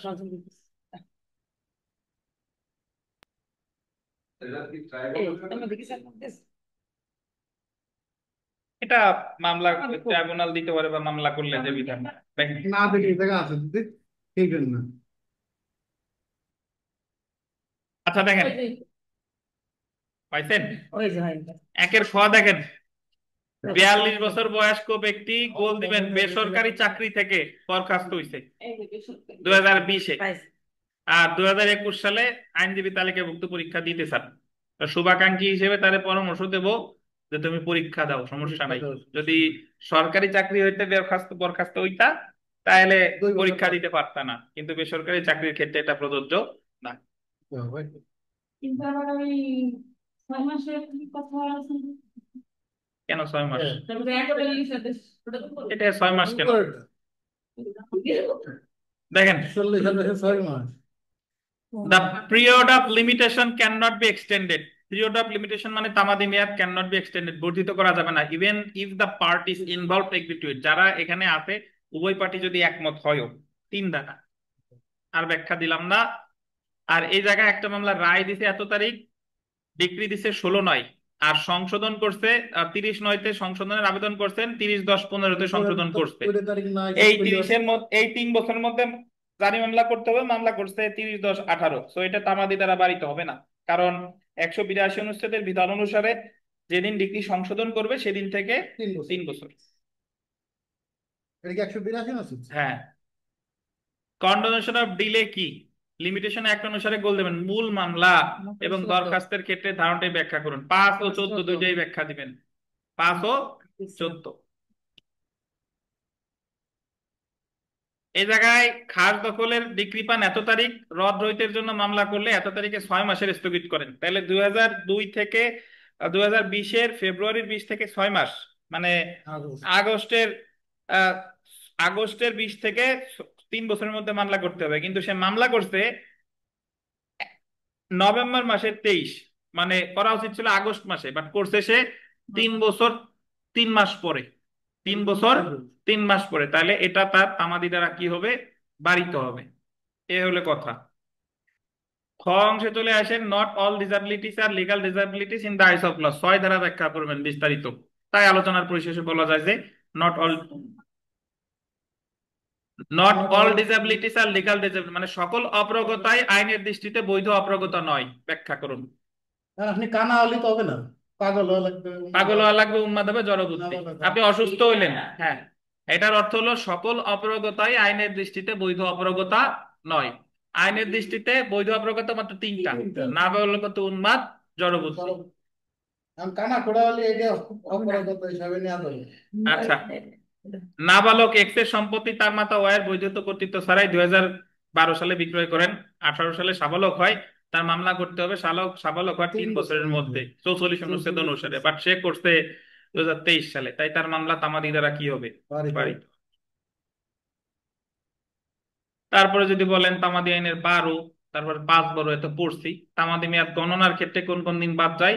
12 থেকে 16। স্বীকৃতির ফলাফল আলোচনা করবেন 19 থেকে 21। 6 পর 19 থেকে 21। প্রতারণা আলোচনা করবেন 18। ঠিক আছে। বিশেষ আইন কোন কোন ক্ষেত্রে? এটা শুধু উনি খেলাধুলা করলেন। 19 21 দিয়ে দিবেন। তারপরে বিশেষ আইন কতটুকু প্রযোজ্য? 19 ধারা 29 29। আর তামাদি আইনের 42 44 তো বলাই আছে। নতুন বাদী বা বিবাদী পক্ষের সংযোগ প্রতিস্থাপন, এটা কত? 22। ট্রাইব্যুনাল কি? ট্রাইব্যুনালের গঠন, কার্যাবলী, উদ্দেশ্য বিস্তারিত জানেন। একজন আইনজীবী এর বিরুদ্ধে ট্রাইব্যুনাল কি কি পদক্ষেপ নিতে পারে? 32 অনুচ্ছেদ অনুসারে ভর্ৎসনা, বরখাস্ত, তারপরে তারে সাময়িকভাবে বরখাস্ত করতে বা পার্মানেন্টলি পারে। একই। বার কাউন্সিলের অর্ডারের এলাকা আলোচনা করুন। আচ্ছা, এক্স আইনজীবী হিসেবে তালিকাভুক্তির আবেদনে সাক্ষিত বা মিথ্যা তথ্য দেয়, 60 বিধি অনুসারে সে 5 বছর অযোগ্য হবে। কত বছর? 5 বছর, 60 বিধি। তারপরে দেখেন বাংলাদেশ বার কাউন্সিল আইনজীবী সম্প্রদায়ের অভিভাবক বলা যেতে পারে কিনা, এটা আপনার মন যা যা চাই। আর বার কাউন্সিলের চেয়ারম্যানের ক্ষমতা ও কার্যাবলী, এটা তো কোনো নির্দিষ্ট বিধিবিধান নাই, বলে দেন। পেশাগত সদাচরণ কি? সদাচরণ সংক্রান্ত বিধিমালা আলোচনা করুন। 4টে অধ্যায়, মাত্র 5। দেখছেন? এইভাবেই আলোচনা করতে হবে। এরপরে আমরা চলে এসে উয়া অংশ, যে পেশাগত আচরণ বিধি নিয়ম অনুবর্তিত বলতে কি বুঝেন, কবে এটা সন্নিবেশিত হইছে, বিস্তারিত ব্যাখ্যা দিবেন। আইনজীবী 10-এর খ দেখেন, আইনজীবী হওয়ার জন্য একজন ব্যক্তি কোন কোন শর্তাদি পূরণ করা আবশ্যক? 27। 27। 11-র কত ওই ইসের আলোকে আলোচনা করবেন। 11-র খটা ব্যাখ্যা করি। একজন অ্যাডভোকেট একটি কোম্পানির রিটাইনার হিসেবে কাজ করার সময় পরিচালক সম্পর্কে জানেন, পরে পরিচালকের পক্ষে তিনি মামলা পরিচালনা করেন, এটা সে কোন অধ্যায় লঙ্ঘন করছে বলেন তো? মক্কেলের সাথে, যেটা মক্কেলের সাথে, বা এটা দিবেন আর আর 1-এর 1 দিবেন। পেশাগত বিধি দিয়ে কাজ নাই, মিতা। কি দেবো স্যার? দ্বিতীয় বিধি দিয়ে কাজ নাই, বিধি সব ভুলে যান। অধ্যায় লিখলেই হবে, বিধি দিয়ে পারলে দিবেন, না দিলে নাই। বলবেন যে অধ্যায় 2-এর সংশ্লিষ্ট বিধি অনুসারে সে এটা করছে। সংশ্লিষ্ট ধারা, সংশ্লিষ্ট বিধি। আচ্ছা দেখেন, আচ্ছা, বার কাউন্সিলের এইটুকের জন্য এত কষ্ট করার কোনো মানে হয় না, এটা অন্য জায়গায় কাজে লাগান। চ অংশ দেখেন, যে কোনো একটি প্রশ্নের উত্তর দিন। ক একজন অ্যাডভোকেট যিনি আদালতে সময় মতো উপস্থিত হন না, সময় মতো উপস্থিত না হয়ে আদালতের যে অধ্যায় 4-এর বিধি লঙ্ঘন করছে। সিনিয়র আইনজীবীদের সম্মান করেন না, বেয়াদব, এটা হলো প্রথম অধ্যায় লঙ্ঘন করছে। জুনিয়র আইনজীবীদের স্নেহ করেন, এটা প্রথম অধ্যায়। সর্বদা জনগণ বা মক্কেলের আইন ভঙ্গের পরামর্শ, এর চেয়ে বেয়াদব আর নাই। ও 4 বিধিতে যা আছে সব একবারে লঙ্ঘন করছে। তো আপনি 4 বিধি মোটামুটি যা আছে সব আলোচনা করে তারপর কয়ের সাহেবের দেয়। হ্যাঁ হ্যাঁ, কয়ের বিরুদ্ধে কি কি পদক্ষেপ গ্রহণ করা যেতে পারে আলোচনা করুন। আপনাদের এত পরীক্ষা নেওয়ার মূল কারণ হচ্ছে জানেন, আপনাদের ফ্রি হ্যান্ড রাইটিং বাড়ানো, মানে মুখস্থ করা ছাড়াও নিজের মতো করে লেখা।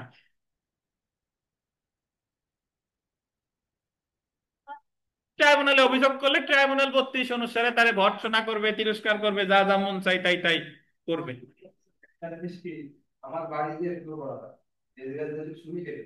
আচ্ছা আচ্ছা, দেখেন আমরা 13-তে চলে আসি। 13, আল্লাহ কপালে রাখলে হয়ে যাবে ইনশাল্লাহ। দেখেন আমরা তো কষ্ট কম করলাম না, আল্লাহ ভরসা। অ্যাডভোকেট আরিফ তার মক্কেল হিন্দু বিধবা সুনিতাকে অযাচিত প্রভাব খাটিয়ে তার একমাত্র স্থাবর সম্পত্তি নিজের নামে লিখিয়ে নেন।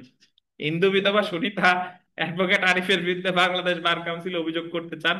সুনিতার পক্ষে অ্যাডভোকেট আরিফের বিরুদ্ধে বার কাউন্সিল সচিবের বরাবর একটি দরখাস্ত মুসাবিদা করুন। দরখাস্ত তো শিখাইছি, বরাবর সচিব, বাংলাদেশ বার কাউন্সিল, রমনা ঢাকা বা শাহবাগ ঢাকা। রমনা শাহবাগ দিয়ে আবার মানামানি বাঁধায়েন না।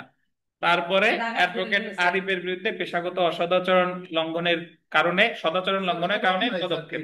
আচ্ছা, অনেকে শাহবাগ টাবাগ লেখে, কালকে একজন বিশাল আপত্তি জানাইছে, স্যার অমুক জন লিখছে শাহবাগ, আপনি রমনা লিখছেন কেন? ওটা তো ডাইরেক্ট আচ্ছা, না কি তো যাই হোক, এই আর কি। তো আমাদের মডেল টেস্ট 1 আর বাকি থাকলো, বুঝতে পারছেন? মডেল টেস্ট 1 5 মিনিটে শেষ করে দিই, কালকে দিয়া কাম নাই। ধরেন নেটের সমস্যা হচ্ছে বোধহয়, নাকি কথা কি শোনা যায় অনলাইনে যারা আছেন? Every suit shall be instituted in the court of the lowest grade competent to try it. আপনি আর্থিক এখতিয়ার লিখবেন। মানে দেওয়া এখানে এই প্রশ্নটা যে যে ধারা দিবেন, দেওয়ানি কার্যবিধির 6 ধারা, 15 ধারা, এরপরে সিভিল কোড অ্যাক্টের 18, 19, 21, এবং সব শেষে ব্যাখ্যা দিবেন। যেহেতু 1 লাখ টাকার একটা মামলা, 1 লাখ টাকার একটা মামলা অমুক অমুক অমুক জায়গা দায়ের করা যায়, কিন্তু যেহেতু সর্বনিম্ন স্তরের আদালত, তাই মামলাটা দায়ের করতে হবে সহকারী জজের কাছে। তাই আলোচনার পরিশেষে বলা যায় যে every suit shall be instituted in the court of the lowest grade competent to try it. বুঝছেন? আচ্ছা, পরেরটা দেখেন, 1-এর খ। বাদী রহিমা খাতুন একটি দেওয়ানি মামলা দায়ের করেন যেখানে তিনি দাবি করেন প্রতিবেশী জাকির হোসেন তার জমির একটি অংশ জবরদখল করে ঘর নির্মাণ করছেন। যদি আপনি জবরদখল দাবি করেন, তার মানে আপনি সত্যের মামলা করছেন নাকি মালিক হিসেবে। নালিশ পত্রে কেবল তিনি দখলের অভিযোগ করছেন, কিন্তু সত্যের ভিত্তি, দলিল, নির্দিষ্ট জমির পরিমাণ, মৌজা উল্লেখ করেন নাই। সত্যের ভিত্তি মানে দলিল টলিল কিছু দেয় নাই। মামলার শুরুতে বিবাদী আবেদন করেন যে এই নালিশপত্র আদেশ 7-11 বিধি অনুযায়ী খারিজযোগ্য, কারণ এতে সত্য প্রমাণ মামলা গ্রহণযোগ্য হওয়ার মতো কারণ দেখানো হয়নি। আদালত এ বিষয়ে শুনানি করে আর্জি খারিজ করে দেন। 7 আদেশের 11 বিধি অনুযায়ী আর্জি খারিজের আইনি ভিত্তি কি? রোমিয়া খাতুনের আর্জি খারিজ আদালত যথার্থ সিদ্ধান্ত নিছে কিনা? যথার্থ সিদ্ধান্ত নিছে। আপনি 7 আদেশের 11 ব্যাখ্যা দিবেন, 4টা কারণ বলবেন, তারপরে বলবেন যেহেতু তার সত্যের কাগজপত্র নাই, তাই 7 আদেশের 11 প্রথমটা যে কজ অফ অ্যাকশন না থাকার কারণে তার আর্জি খারিজটা বৈধ হয়েছে। এই তো। স্যার এত বড় স্বাস্থ্যবান প্রশ্নে ওই ঘটনা বর্ণনায় অল্প লিখতে দিবে কি ভাই? আপনি কি কম স্বাস্থ্যবান? তাহলে প্রশ্নের স্বাস্থ্যবান বললেন খালি।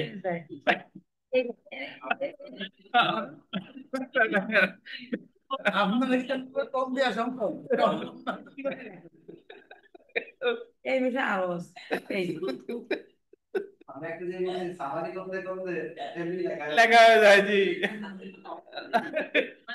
আচ্ছা, যদি শুনেন, যদি আপনার সময় না কুলায়, ঘটনার বর্ণনা বাদ দিয়ে সরাসরি বিচার্য বিষয় দিয়ে শুরু করবেন, শেষ। তাই না? হুম, আচ্ছা সেটা ঠিক আছে। দেখেন ঘটনা বর্ণনা লাগলে তো মার্ক দিয়ে দিল, বুঝলেন তো? আমি তো ঘটনা বলতে সেরে নিই বড় স্যার লেখে আচ্ছা দেখেন, তুই এক লাইন ঢুকোই সমস্যা নাই, বড় 2-এর ক দেখেন, no order of ad interim or temporary injunction, এটা অলরেডি আমরা পড়ছি। আমরা সমস্যামূলক প্রশ্নটা একটু আলোচনা করে দিই। দেখেন, বাদী আব্দুল করিম তার পিতৃসূত্রে প্রাপ্ত সম্পত্তি নিয়ে বিরোধের কারণে রাজশাহী জেলা জজ আদালতে সত্যের মামলা করে। মামলাটি বিচারাধীন অবস্থায় বিবাদী আব্দুল জলিল, যিনি ঢাকায় স্থায়ীভাবে বসবাস করেন, অভিযোগ করেন যে মামলার সাক্ষ্য প্রমাণ ও জমির অবস্থান মূলত ঢাকায়। তাই তিনি মনে করেন রাজশাহী আদালতে মামলাটি চালাতে আত্মপক্ষ সমর্থন করতে পারবেন না। বিবাদী আব্দুল জলিল কোথায় আবেদন করবেন? ভিন্ন জেলায় হইছে, আপনি 24 ধারায় চলে যাবেন কোথায়? হাইকোর্টে। আর যদি কেউ 22 ধারার ব্যাখ্যা দেন, নট ব্যাড, দিতে পারেন যে এই ক্ষেত্রে প্রথম শুনানি অথবা বিচার্য বিষয় গঠনের পূর্বে তাকে 22 ধারায় দরখাস্তটা করতে হবে। 22 ধারায় 23 ধারার বিধান অনুসারে। তো 22, 23 বা 24 যে যা দিয়েছেন মেনে নিছি, সমস্যা নাই। দেখেন আমরা 3-এর খতে চলে আসি। দেখেন আর 3-এর কত ব্যাখ্যা দিছি, তো এটা বিবেচনা মানে এটা করতেছি না। ইমরান একটি জমি 10 লক্ষ টাকায় লিখিত চুক্তি সম্পাদন করে 6 মাসের মধ্যে রেজিস্ট্রি সম্পন্ন হওয়ার কথা ছিল। ইমরান সময় মতো মূল্য পরিশোধ করলেও জাহিদ জমি রেজিস্ট্রি না করে অন্য একজনকে বিক্রি করে দেন। ইমরান আদালতে একটি মামলা দায়ের করেন সম্পত্তির নির্দিষ্ট সম্পাদনে মানে সুনির্দিষ্ট কার্য সম্পাদনের দাবি করেন। মামলার রায় আদালত চুক্তি কার্যকর না করে ক্ষতিপূরণের আদেশ দেন। ইমরান ক্ষতিপূরণ গ্রহণ না করে সুনির্দিষ্ট বাস্তবায়নের জন্য পুনরায় আবেদন করে। এক্ষেত্রে আপনি যে কোনো ব্যাখ্যা দিতে পারেন যে আগে একবার ক্ষতিপূরণের আদেশ দিয়ে দিছে, এখন 12 ধারা মামলা করে তার কোনো লাভ নাই, অথবা এটা কনস্ট্রাকটিভ রেস জুডিকাটা দ্বারা বাড়িত, অথবা 24-এর 3 দ্বারা বাড়িত, যাই দেন না কেন, যে একবার যেহেতু আদালত ক্ষতিপূরণের আদেশ দিয়ে দিছে এখন আর সে আবার মামলা করে কোনো লাভ নাই। এরকম স্যার সরাসরি 11 লিখলেও তো ঠিক আছে স্যার। লেখেন, যা লেখার মন চাই লেখেন, সব বৈধ করে দিলাম। দেখেন এরকম তো তারপরে যেহেতু সুনির্দিষ্ট প্রতিকার আইনের প্রশ্ন, তো আপনি 11-র সাথে সাথে ওই 24-এর গ বা এইটুক বলে দিয়ে দেখেন। রিভিশন সংক্রান্ত বিষয়ের আলোচনা করলাম না। লাস্টেরটা 4-এর খ দেখেন, ক খ গ ঘ সহ সর্বমোট 5 জন রাজপথের দস্যুতার জন্য ধৃত হন। 5 জন দস্যুতা করছে মানে কি করছে? ডাকাতি। টাকা তাদের পক্ষে জামিনের দরখাস্তের মুসাবিদা। এখন এই জামিনের দরখাস্তটা আপনি, এটা ডাকাতি একটা জামিন অযোগ্য অপরাধ, দরখাস্তটা করবেন 497 ধারায়। তারপরে 5-এর ক আর ব্যাখ্যা করলাম না, অলরেডি করছি। ক্যাটরিনা একজন কলেজ ছাত্রী, কলেজ যাওয়ার পথে প্রায় বখাটে ছেলে তাকে উত্ত্যক্ত করে। ক্যাটরিনা একদিন প্রতিবাদ করলে উক্ত বখাটে ছেলের উত্তেজিত হয়ে ক্যাটরিনার মুখে অ্যাসিড ছুঁড়ে মারে। ক্যাটরিনার মুখে মাথায় মারাত্মক জখমের সৃষ্টি করে। ক্যাটরিনার পক্ষে সংশ্লিষ্ট আহ নালিশি দরখাস্ত মোসাবেদা করুন। সো এই জায়গায় যে ধারা দিবেন 326-এর সাথে দিয়ে দিবেন 34। 326 ক বা 34, 34 থাকবে যে পূর্ব বখাটে ছেলেরা এই উত্তক্ত করে, প্রায় উত্তক্ত করে, মানে তাদের একটা ইন্টেনশন ছিল। সো এখানে আপনি 326 দেন বা 26 ক দেন, দুইটাই সঠিক, কিন্তু সাথে আসবে কত? 34। জি, ইফটিজিং ও দিলে দিবেন 509, সমস্যা নাই, যা যা মন চাই দিবেন। যদি মনে চাই যে ক্যাটরিনার ওই অ্যাসিড মাইরে ওর সোনা গহনাও নিছে, তাহলে আরো কিছু দিয়ে দিবেন, সমস্যা নাই। দেখেন আচ্ছা, এরপর তামাদি আইনের যা এই জায়গা ব্যাখ্যা করছি, এই জায়গা ব্যাখ্যা করার কিছু নাই। আমি ঘ অংশের 9-এর খটা ব্যাখ্যা করি। ঘ অংশের 9-এর খ, সোহেল ও রাসেল দুই বন্ধু, তর্কাতর্কির গোলদেন এক পর্যায়ে। তর্কাতর্কির এক পর্যায়ে তুই যদি আর একবার এমন কথা বলিস খুন করে ফেলবো। রাসেল একটি লাঠিতে মাথায় আঘাত করে, সোহেল মাটিতে পড়ে যায়, হাসপাতালে মারা যায়। এই জায়গায় এটা তর্কাতর্কির এক পর্যায়ে, যেহেতু গ্রেভ এন্ড সাডেন প্রভোকেশন, নিন্দনীয় হত্যা, খুন হবে না, প্রথম ব্যতিক্রম বা চতুর্থ ব্যতিক্রম দিয়ে চালাই দিবেন। উমা অংশ এটা তো দেখেন, নিন্দনীয় নরহত্যা, তাই না স্যার? হ্যাঁ হ্যাঁ হ্যাঁ, expert opinion needs very careful examination, এটার ব্যাখ্যা করলাম না। আমরা 10-এর খতে চলে আসি। আফসার সাহেবের, আফসার আলী একটি দেওয়ানি মামলায় দাবি করেন যে তার দাদা তাকে একটি নির্দিষ্ট জমি জীবিত থাকাকালীন দানপত্রের মাধ্যমে হেবা করেছিলেন। অপরদিকে এই যে যে হেবা করেছিলেন, অপরদিকে এই যে যে হেবা করেছিল, এটা 101 ধারা অনুসারে তাকেই প্রমাণ করতে হবে। বিবাদী শামীমা খাতুন এই হেবা পত্রটি জাল এবং আফসার কর্তৃক মালিক নন দাবি করেন যে মামলার শুনানিতে আফসার মূল দানপত্রটি আদালতে উপস্থাপন করেন, কিন্তু হেবার সাক্ষী হিসেবে কাউকে উপস্থাপন করতে পারেন নাই। বিবাদী পক্ষ জালিয়াতির অভিযোগ তুললেও তা প্রমাণ করতে পারেন নাই। বিবাদী যে জালিয়াতির অভিযোগ তুলছে এটা তারই প্রমাণ করতে হবে, এটা 102 অনুসারে তাকেই প্রমাণ করতে হবে। সাক্ষ্য আইন অনুসারে এই মামলায় প্রমাণের দায়ভার কার উপর বর্তায়? সহজ থিওরি, যে যা দাবি করছে সে তা প্রমাণ করবে, শেষ। আচ্ছা, পরে চলে আসি। দেখেন প্লিও 110 কি আসবে স্যার এই ধারাটাতে?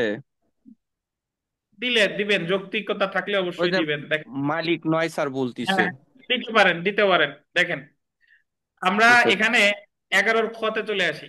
আসিফ, যিনি প্রকৃতপক্ষে 17 বয়সী একজন নাবালক, নিজেকে প্রাপ্তবয়স্ক হিসেবে দাবি দিয়ে একটি ভাড়া চুক্তি করেন।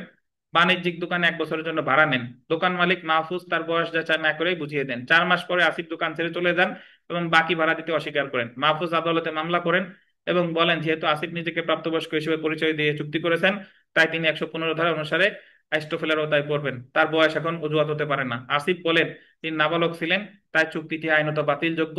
উপযুক্ত ঘটনায় আসিফের বিরুদ্ধে এস্টোফেল প্রয়োগযোগ্য হবে কিনা? হবে না। নাবালক অবস্থায় চুক্তি করলে এস্টোফেলের সুবিধা দাবি করা যাবে না। সো এই জায়গায় আসিফের বিরুদ্ধে দোকান মালিকের কোনো প্রতিকার নাই, দেওয়ানি প্রতিকার নাই, ইচ্ছা করলে ফৌজদারি মামলা দায়ের করতে পারে। আর বাকি যে দুইটা আসছে এগুলা পারেন। এই ছিল আমাদের খান ল একাডেমি কর্তৃক আয়োজিত যত প্রশ্নের সমাধান। তো এইগুলার পরেও যদি আপনাদের কোনো প্রশ্ন থাকে, এই মুহূর্তে আর নিচ্ছি না, আমাদের গ্রুপে কইরেন। আগামীকাল পরীক্ষা আছে। আর এই তো, আর খাতা টাতা যা আছে, অল্প কিছু বাকি আছে, সবারটা দেখে দিব, সমস্যা নাই। ভালো থাকেন, আল্লাহ হাফেজ, আজকে এই পর্যন্তই।